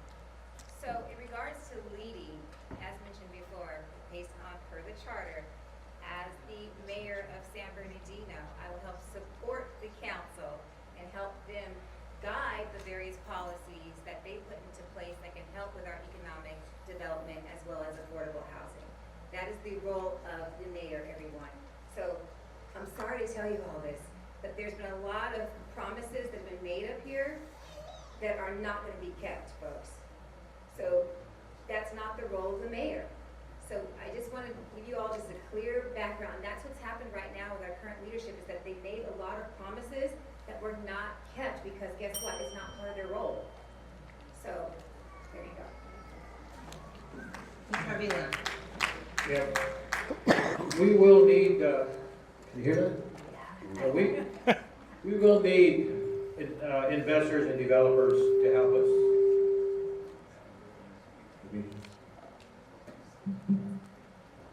Yeah, we will need developers to, can you hear me now? We will need developers to help us out of our hardship. Can everybody hear me? Keeps going on. And as a general engineering contractor, I know a lot of developers, and there's a few things that I would like to do as your mayor and your council. I'll get everybody to waive a lot of fees, impact fees, environmental fees, permits. Just eliminate the fees. We have to let them build today. We already know what's out there, the impact fees, the environmental, we already know what's out there. Once the investors and developers know that not only a contractor, but Rick Avila's a mayor, I know a lot of investors and they can't stand coming to city San Bernardino. Brandywine has a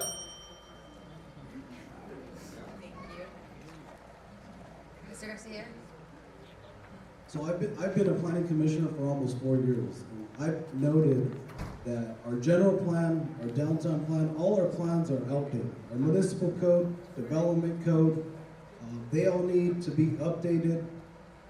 We need to provide, again, a city that is customer service oriented, can streamline applications, permitting, is welcoming to developers, update our website to show that, show results of what we're approving, how many permits have been approved per year, what are some guidelines to submitting certain types of projects within our city. As a commissioner, I understand that we have about 8,000 units of shortage in housing that we have to strive for. Thank you. Thank you. Ms. Malone? Yes. So, I will say this. It was stated that there are a lot of promises that are being made and there's nothing that the mayor can do. But the mayor can have a plan. And that plan can be presented to the city manager and can be presented to city council. Working together to push San Bernardino forward, that's how we grow. It's a collaborative effort. So no, the mayor cannot bring something and say this is what we are going to do, but the mayor can definitely present ideas to the city council and to the city manager so that we are working together and we will see improvement. Also, I believe again in a citywide dashboard. We need a citywide dashboard so that accountability is something that we have in the city. We see the projects, when they're supposed to start, how much the budget is, and where they are at all times.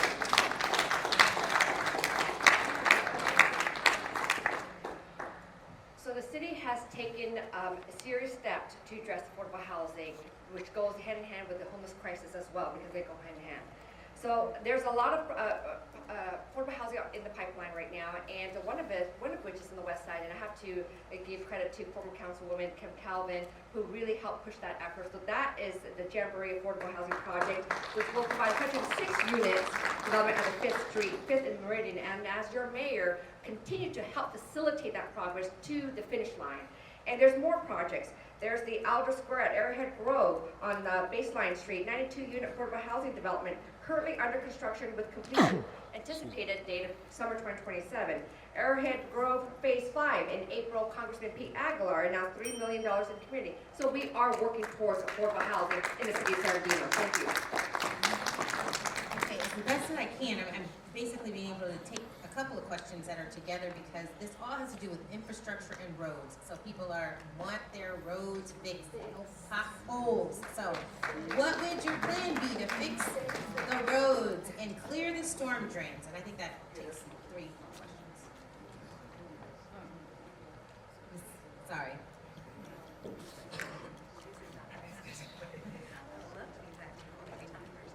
Okay, once again, what is the plan is that we have to work together, okay? So in order for us to get the roads and to get the potholes completed, the city of San Bernardino needs money, folks.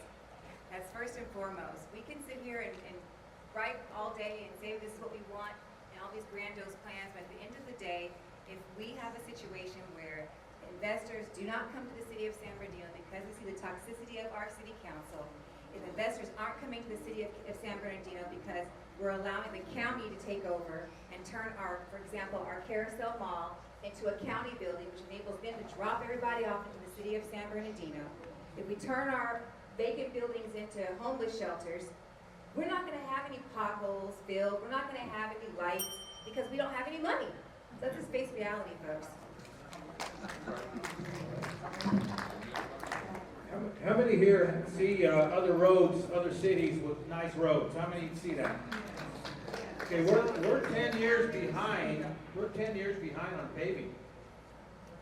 And I'm a paving contractor, and I know why. We're paying 3 times more than what we should be paying. I bid this job in 2014, and I saw the prices. And I let the mayor, Davis at the time, I showed him like he was a 4th grader what they were doing, and they're spending a lot of money on this one particular contract. And I'm here saying it now, and I don't know why nobody before says, Mr. Avila, tell us more. But we are spending more, 3 times more than what we should be. Thanks.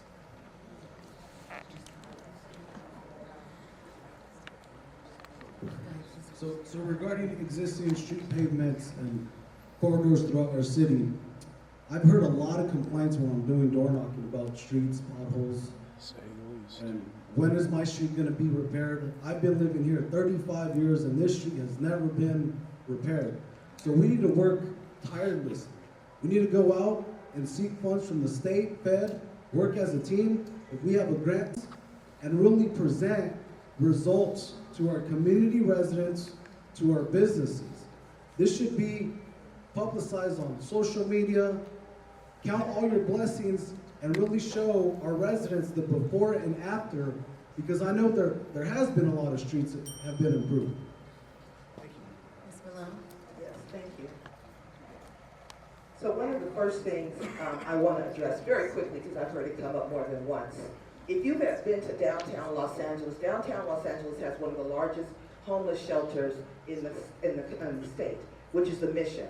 But it also has a beautiful, vibrant city life down there. There are mixed purpose housing there. There's retail there. There are there's dining establishments there. There is a city down there that is thriving, and there is a mission there that is working with our homeless. So it is possible to do. We don't have to put our homeless right in the middle of downtown San Bernardino, but we do have buildings that can be utilized, and they're not all downtown. So I just want to address that quickly. Also, as for our infrastructure, sorry about that. Sorry. Thank you.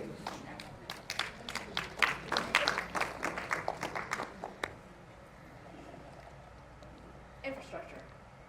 So that has been a big focus of mine as your mayor, and we've done a lot during a few years, for the time as your mayor.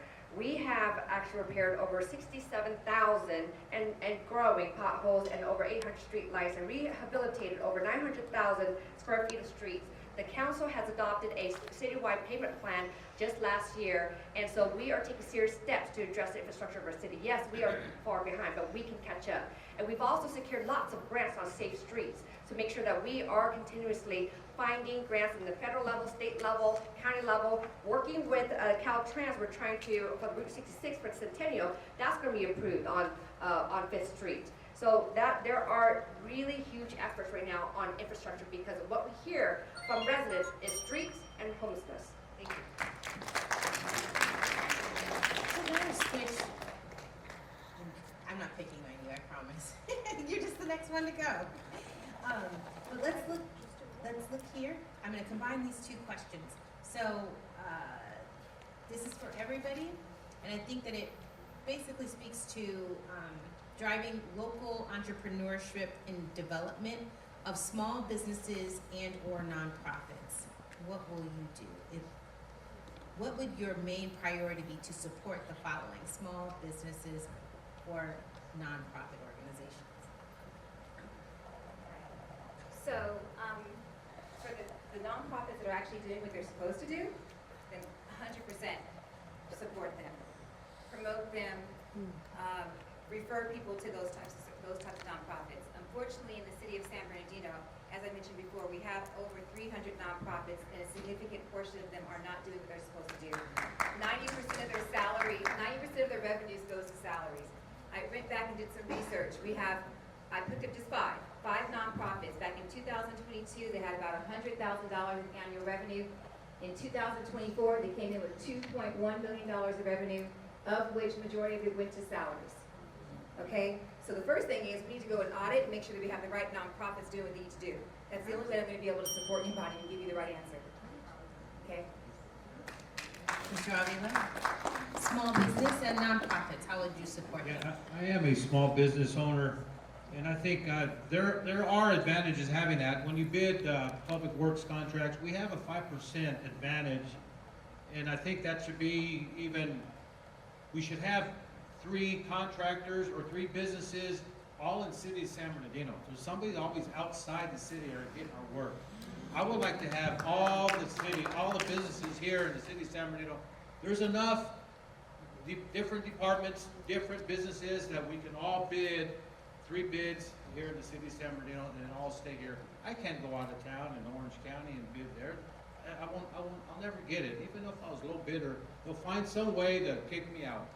I mean, I've been through experience that way. And thank you. Thank you. Mr. Garcia, how will you support small business and or nonprofits?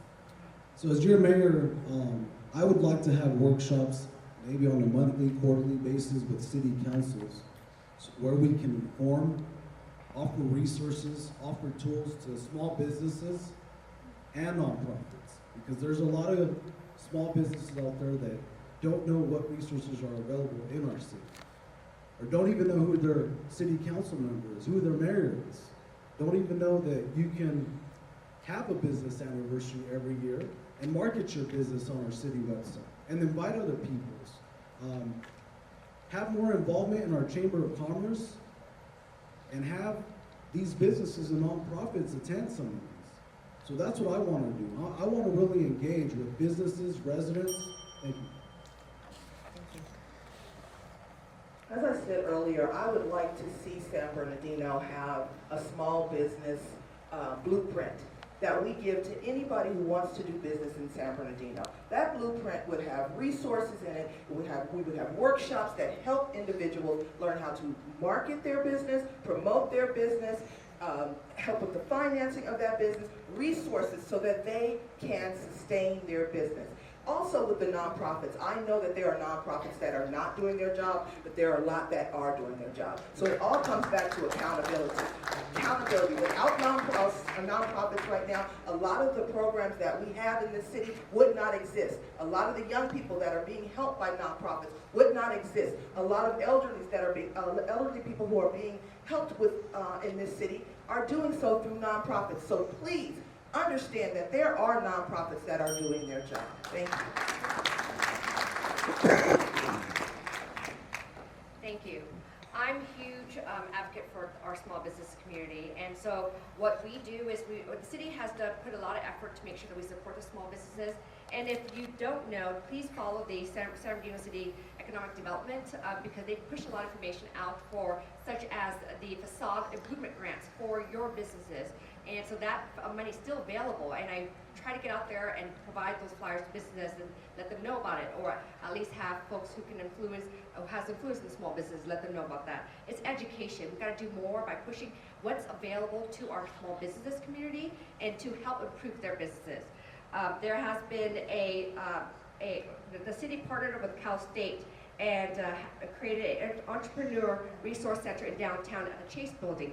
A center that is pretty much a one-stop shop for businesses to secure resources and just information to support small businesses. Thank you. I'll stay with you.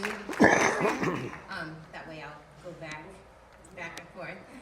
So we'll do these kind of rapid fire because more are coming in, and I know that we only have a few more minutes with you all, about till, I don't know, 7 more minutes or so. So we're going to do rapid fire and make these 30 seconds. What would you do for the youth organization advocates? What would I do?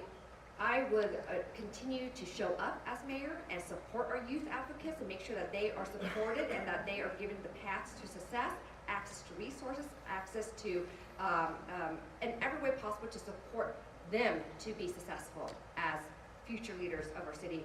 Thank you.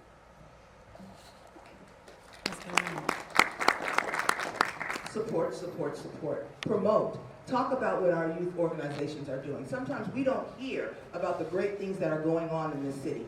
We need to make sure that our residents know what's going on and the great work that's being done by our youth organizations. Help them to receive the resources that they need to continue to do the work that they are doing.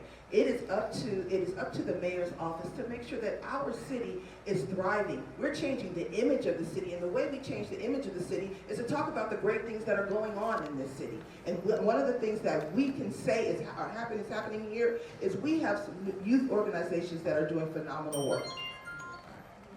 Great. Mr. Garcia. So we should always influence and motivate the youth. As your community volunteer, but I like giving back and helping out people. We actually donated to a baseball team here in the city through my company, KKC Little League Dodgers. We gave them 17 jerseys for 13 players and 4 coaches. We gave them baseball bats, baseball sunglasses, and bags. You know, the coach reached out to me and said he needed support. He even mentioned that one of the kids was homeless. And some of the kids would show up to practice with no food in their stomach.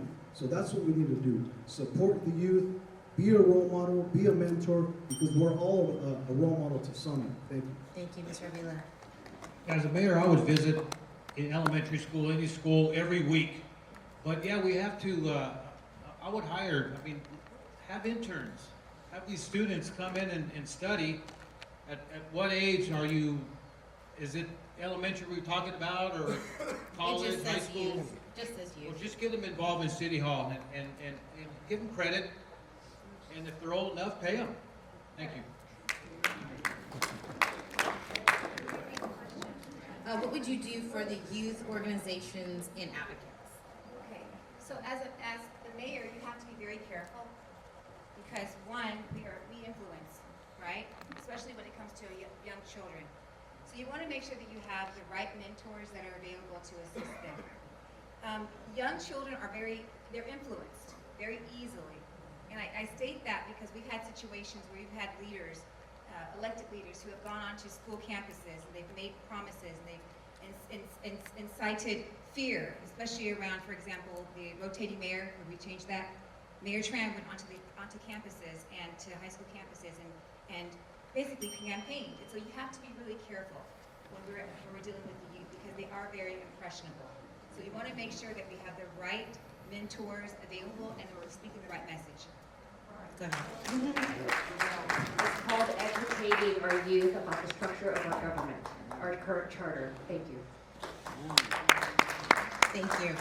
Okay, see, we're gonna do this rapid fire now because we have to. We don't have a lot of time.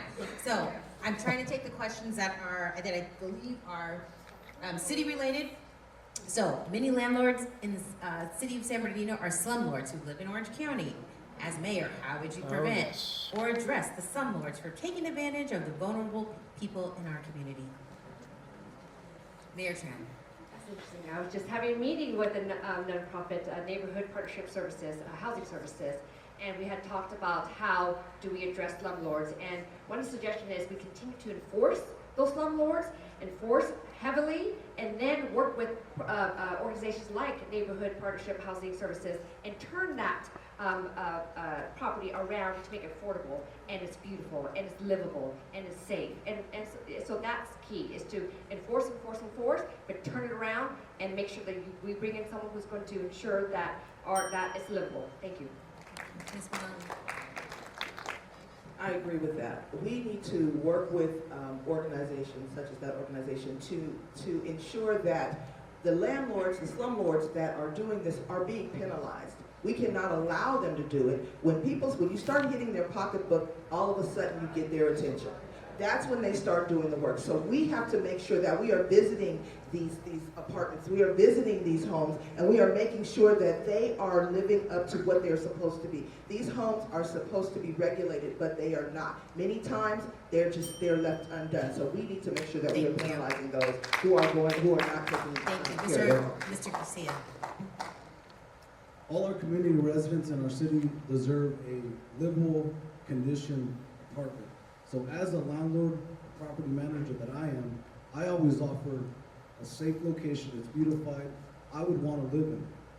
I provide upgrades to show that I'm an example of a good landlord, a good property manager. Is if the condition is unhabitable, I wouldn't want to live there. So I always want to offer to my tenants, my residents, a livable space that's safe. Thank you. Thank you. Mr. Avila. Many landlords in the city of San Bernardino are slumlords who live in Orange County. And as mayor, how would you prevent or address the slumlords and stop them from taking advantage of vulnerable people in San Bernardino? If it reaches the city hall, then there's a complaint. So we have code enforcement. I would just enforce the laws that we do have and have code enforcement go up and down all the complaints that was ever filed in the complaints, and enforce the law. Thanks. Thank you. Can you repeat the question, please? Yes. How would you address the slumlords that live outside of San Bernardino? What would you do to keep them from taking advantage of San Bernardino residents? First thing I would do is, as the mayor, I wouldn't bring them here. state that because, I'm just gonna do a real quick correction. On July 8th, 2025, at the Planning Commission meeting, the CEO of a corrupt nonprofit stated clearly that our mayor helped bring his business to the Hallmark Hotel, in which included greeting homeless and dropping them off into downtown. Mayor Tran has not once but twice lied about her connection with this nonprofit. So that needs to be addressed.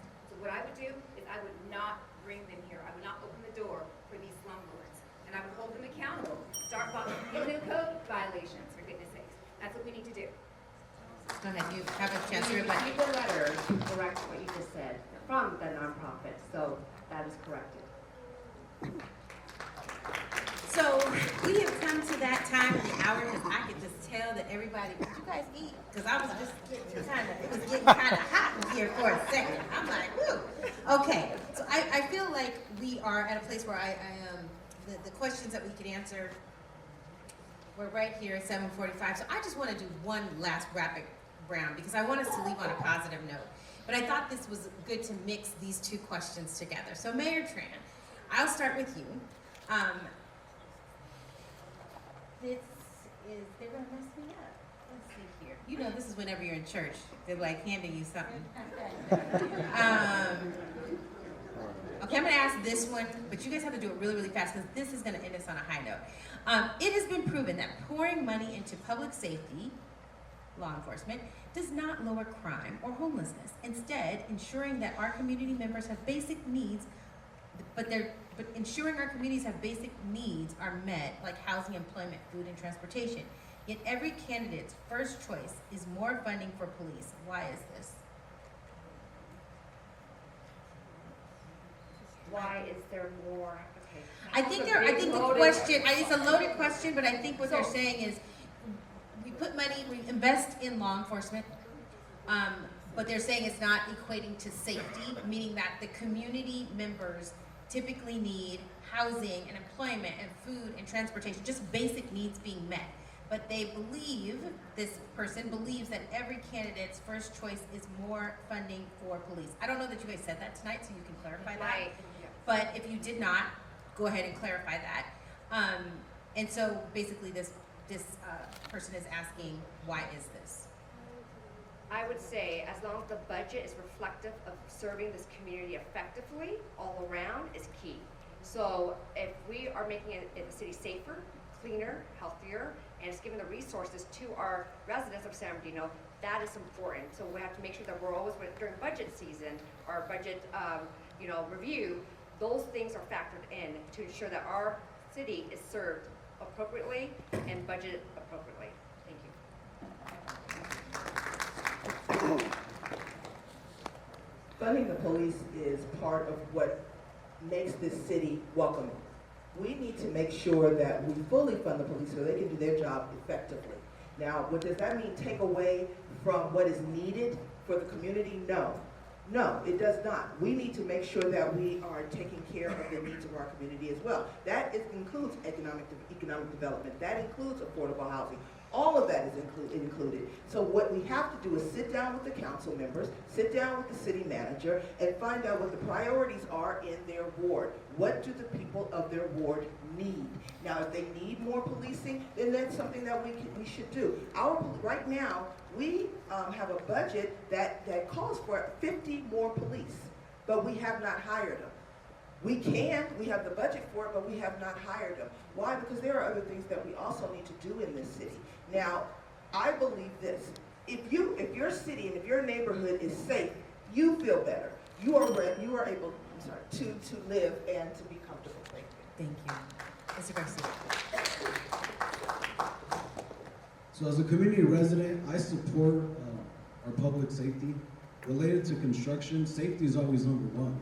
If you don't have a safe city or a safe construction site, then everything stalls. Then people get hurt, people don't want to go to that location or city or job. So I support public safety, and I think we need to continue to support them, and again, educate, inform our community residents, and always have public safety as our number one. And if you all know, our city was ranked as the worst city, top 10 in the nation. Thank you. Thank you. Mr. Avila, 30 seconds. Yeah, revenue. That's what we need to support our PD, and I said that before. I want high-paying jobs. But one thing I didn't talk about is 100-year loans on houses. Now, we have 50 years, we have 30, we have 50 years. I think the president is introducing 50, but I want to see 100-year loans. Now, the banks won't like that, but I want to be able to do it as a city to show the nation that it does work. Because your house payment, you can live off aluminum cans for that house payment, but you won't have people off the streets. Thank you. Okay. Okay.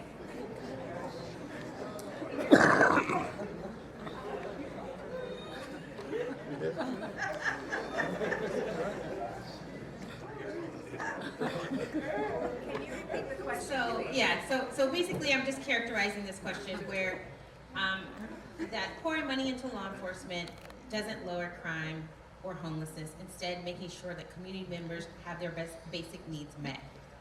Every candidate's first choice is more funding for police. Why is this? I'm not accusing you, and I'm not saying that we talked about that here, so you can clarify your statement around that. Oh, okay. So in regards to us having the money to be able to add 50 more police officers, we do not have the money.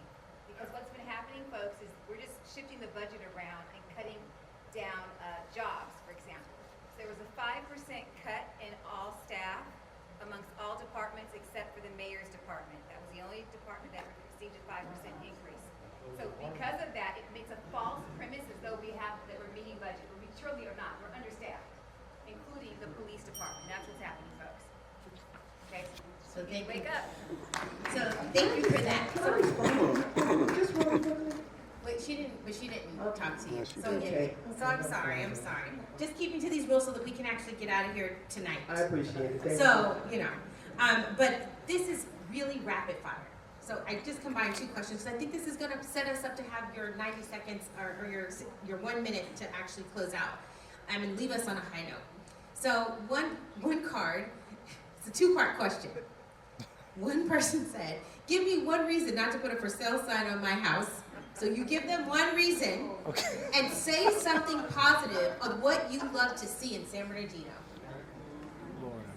So one reason and say something you love about San Bernardino. Yes, I'm gonna start with you, Mayor. I'm sorry. One reason, I said this a lot, even my first time I ran, San Bernardino is a sleeping giant, and it hasn't fully awoken. And I'm telling you, you guys, we are in the womb, and it's about to just, really explode in a very beautiful way. So San Bernardino is going to be an epic center. Believe it. And so that's why I ran to be mayor in 22, and I continue to want to be committed for another term because the work is so great. So that is why I am running to be your mayor for another term. The other, what do I... Say something nice. Nice. Something you love. The Something you people. would love to see in San Bernardino. It's the people of San Bernardino. The love, the heart, the resiliency of the people is amazing. Thank you. Ms. Malone? You took my answer. San Bernardino is on the comeback. Don't you believe? Wait, remember. Give me one reason to not put a for sale sign That's on my right. house. Don't put a for sale sign because San Bernardino is on the comeback. San Bernardino is a beautiful city. Don't listen to what you hear. San Bernardino is a phenomenal city to live in, and we are turning this city around. As your next mayor, we are going to change the image of San Bernardino. We are going to rebrand the city, and we are once again going to be the all-American city. That's why you shouldn't put a for sale sign on your house, because this city is on the comeback. Now, what I love about it, what I said, is the people. The people of San Bernardino, the heart of the people, the families in San Bernardino. That's what I love. Thank you. Mr. Garcia, briefly. Give me one reason not to put a for sale sign on my house, and then say something you would love to see in San Bernardino. San Bernardino has a lot of potential. It has good-hearted people, blue-collar residents, and the sky's the limit in the city. We just need to correct some of our leadership, some of our plans, and redirect our energy, and our city will have a lot of potential. What I love about the city is all the good-hearted people, people that really care. There's people out there that donate their time, their money to see other individuals succeed. Thank you. Thank you. Mr. Wheeler. Don't sell your house, because you're gonna have a San Bernardino native as your mayor, a homeboy as your mayor. If anybody's gonna do anything, it's gonna be somebody that was born and raised here.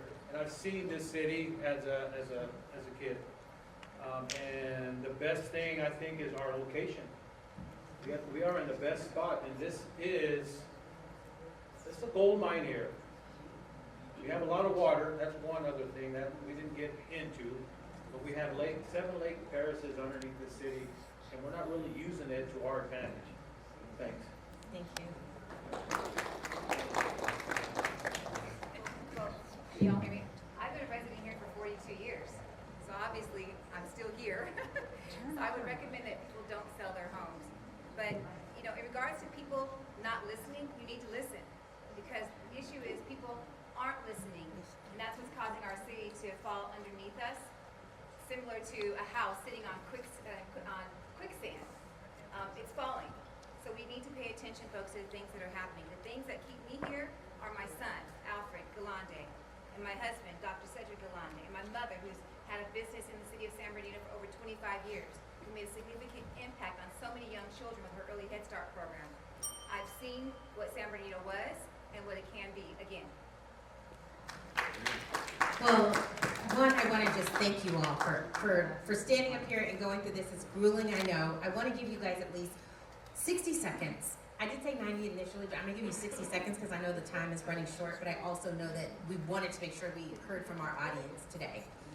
So each candidate will have 60 seconds for a closing statement. We'll do this in reverse order from our opening so that each candidate has, has had the opportunity to end the night high. So, Mayor Tran, 60 seconds. Closing statement. Thank you. Again, it's been an absolute honor to serve as your mayor since 22. I ran because I care and I love the city that I grew up in since I was 6 years old. My parents are here who raised me, my siblings, humble beginnings. You know, as refugee immigrants coming here with nothing, I understand the struggles. And so this city has given our family a life that we are so grateful and thankful for. I worked for the city for 14 years, understand the intricacies of city government. So as your mayor, I'm able to facilitate progress positively and deliver results, but make sure everyone's working together. Regardless of differences of opinion or personalities, we can still make it happen. And we have a lot more work to do. That is why I'm so committed to make sure that the work is getting done, we deliver results, we make positive impact. Let's go. So thank you. 60 seconds. 60 seconds. Closing statement.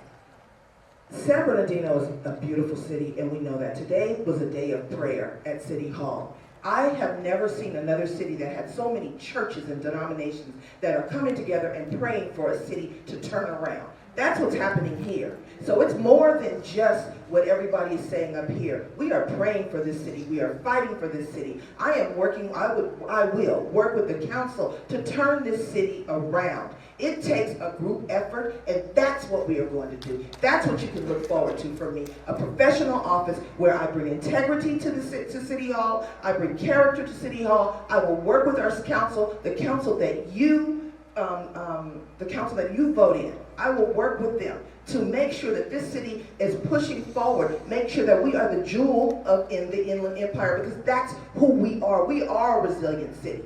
We are a city that is going to make it. We're going to make it because we're praying for it. We're going to make it because this is a city where people don't lose. You don't go away, you just continue to thrive. And I cannot wait to be your mayor. Thank you. Mr. Garcia, 60 seconds. As your mayor, if you vote for me, I'm willing to donate 1 year of my salary to the city, to beautification projects, cleanups, what have you, to our youth, to help out. We don't need more people that talk. We need results. We need to show our results to our residents, inform them. If the system does not work, nothing else works. This is about fixing problems, not talking about them. Stability in City Hall is the foundation for everything. We should focus on solutions, not political fights. We need results. This is about execution, collaboration, working as a team. This is the problem we need to fix. The systems are not working. Again, plans are outdated. We can do better. And I'm running to get this city moving in the right direction. Thank you. Thank you, Mr. Avila. Once again, I'd like to thank God and being another campaign, another debate. Thank you, Pastor Beckham. We depend on you a lot.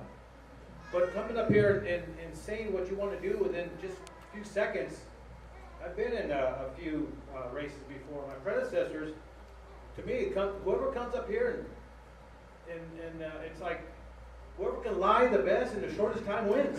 And you guys come up with some straight answers, quick answers. And I do have that common sense. And owning a business, we have to come up with split decisions. Thanks.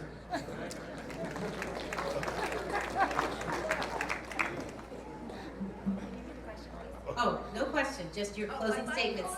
Is That's your fine. final closing? I'm so used to going first, I'm always expecting a question. See, you get the final I last get the word. final last word. Wonderful. See? Thank you so much. Well, first of all, what I will say about me, if you elect me as your mayor, let's just start off with who I am, my integrity. First and foremost, I'm funding my own campaign, folks. Okay, $5,000 bucks, that's my limit. $5,000 is what I put in. I'm not putting anything else. I've not accepted not one donation because of the fact that I know how things run with this pay to play. Our current leadership is currently under investigation for pay to play. People, this is serious stuff. This is not something to play around with. I will not bring corrupt nonprofits into the city of San Bernardino like our current mayor has done. I will not move into the city of San Bernardino just for the purpose of running for a position. I will not take our buildings, our beautiful historic buildings downtown San Bernardino, and turn them into homeless shelters. I will tell you, my husband works downtown in downtown LA. He is a professor at USC. I will tell you what it looks like down there. The shops are closing left and right because of the homeless that have come in and have taken over. Okay? So the things that have been said to you today, like I said before, they're promises that are not going to be kept. As the mayor, I will stay within the charter regulations, which it says in the charter, I will be your spokesperson. I will work on going to the state and bringing in funding and making sure that funding goes to the people that it actually needs to go to, and not to corrupt nonprofits. Thank you, thank you.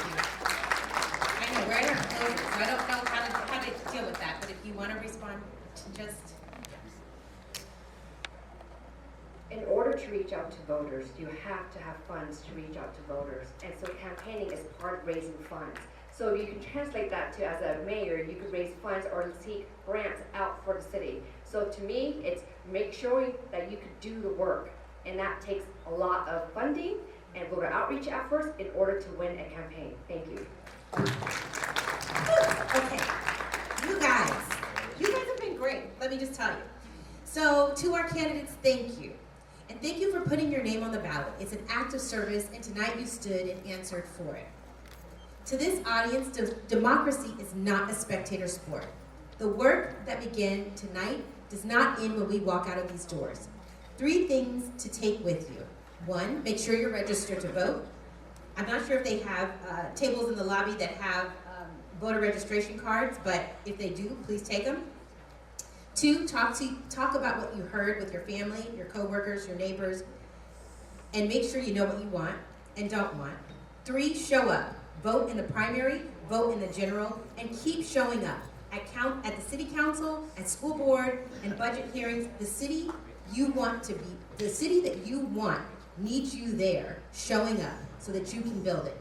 San Bernardino, you are the heart of the Inland Empire, so lead like it. I want to thank you, and I want to turn it back over to the co-host of this event, the Honorable Ricky Van Johnson and the Honorable Cheryl Brown. Thank you. Thank you, candidates. Thank you. Just give our candidates a warm round of applause, please.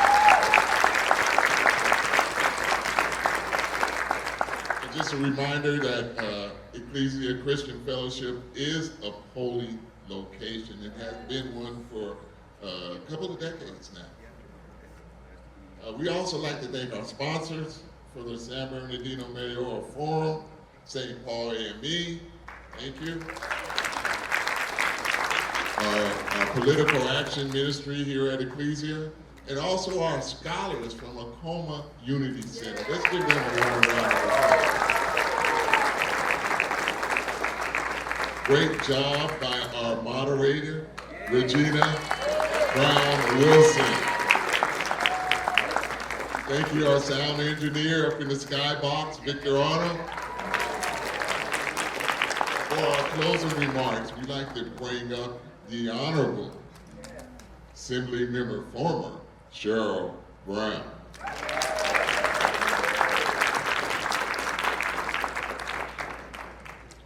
Wow. Praise the Lord, everybody. Praise the Lord. This was a wonderful, wonderful program today. Thank you so much for your comments. Thank you for coming and being here. On behalf of Pastor Stephen Shepherd of St. Paul AME Church, I just want to say a couple of words. One, we talked about tonight housing, working together. I heard dashboard, which is great. Heard accountability, affordability, and everybody said fix the roads. Now, I thought that that's what our gas tax was for. I don't know. Maybe I'm wrong that they changed it. But we're not using our money like it's supposed to be used. And I heard you talk about supporting small businesses. I think everyone had an opportunity to say what they needed to say. And I say thank you to Pastor Beckley for allowing us to come into his house. He's a fantastic man who helps to lead this community. So on behalf of St. Paul again, I say thank you. Thank you, thank you. Pastor Shepherd says thank you, and the members of St. Paul say thank you. I don't know how many are in the audience, but there's a few of us here. Thank you very much.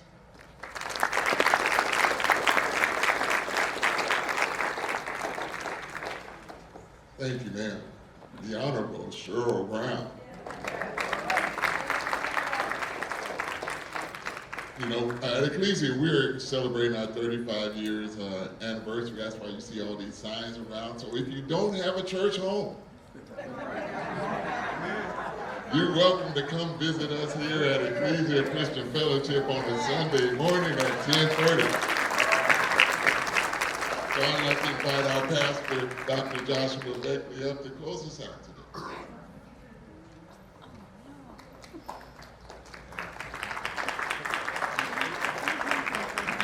Wow. Have you enjoyed your evening? Yeah? Weren't they great? Give them another hand. Thank you all for coming. I hope you have enough data now to decide who you're going to vote for. Amen. If you need some more data, go online, do some research, do what you need to do. Vote educationally. Amen. Don't just vote based on name. Vote based on who you know and you believe is going to lead us correctly. Amen. Let's all stand. Well, you've been sitting. Let's all stand. As Amy mentioned, today was the National Day of Prayer. We were downtown San Bernardino at Court Street. 7 pastors prayed for our city, our churches, and our country. But that organization that sponsored that is represented by 35 churches throughout our city. Large, small, cross-denominational, and cross-cultural. San Bernardino is the only place I've traveled in this country where churches work together like they do in this city to work on unity and work together where there's no division and we don't fight against each other. We work cooperatively to make sure that what we do in the city will benefit the city. So we're looking forward to the next, whoever's going to lead this city, to also include what we're going to be doing with the churches to help improve our city. Amen. Father, we do thank you and praise you for this opportunity tonight. Thank you for what we've heard, what we've learned, and what we have received. Now, with this knowledge and information, lead us to be registered voters, active voters, and voters that show up intelligently to know what we want and what kind of leader we want to lead us.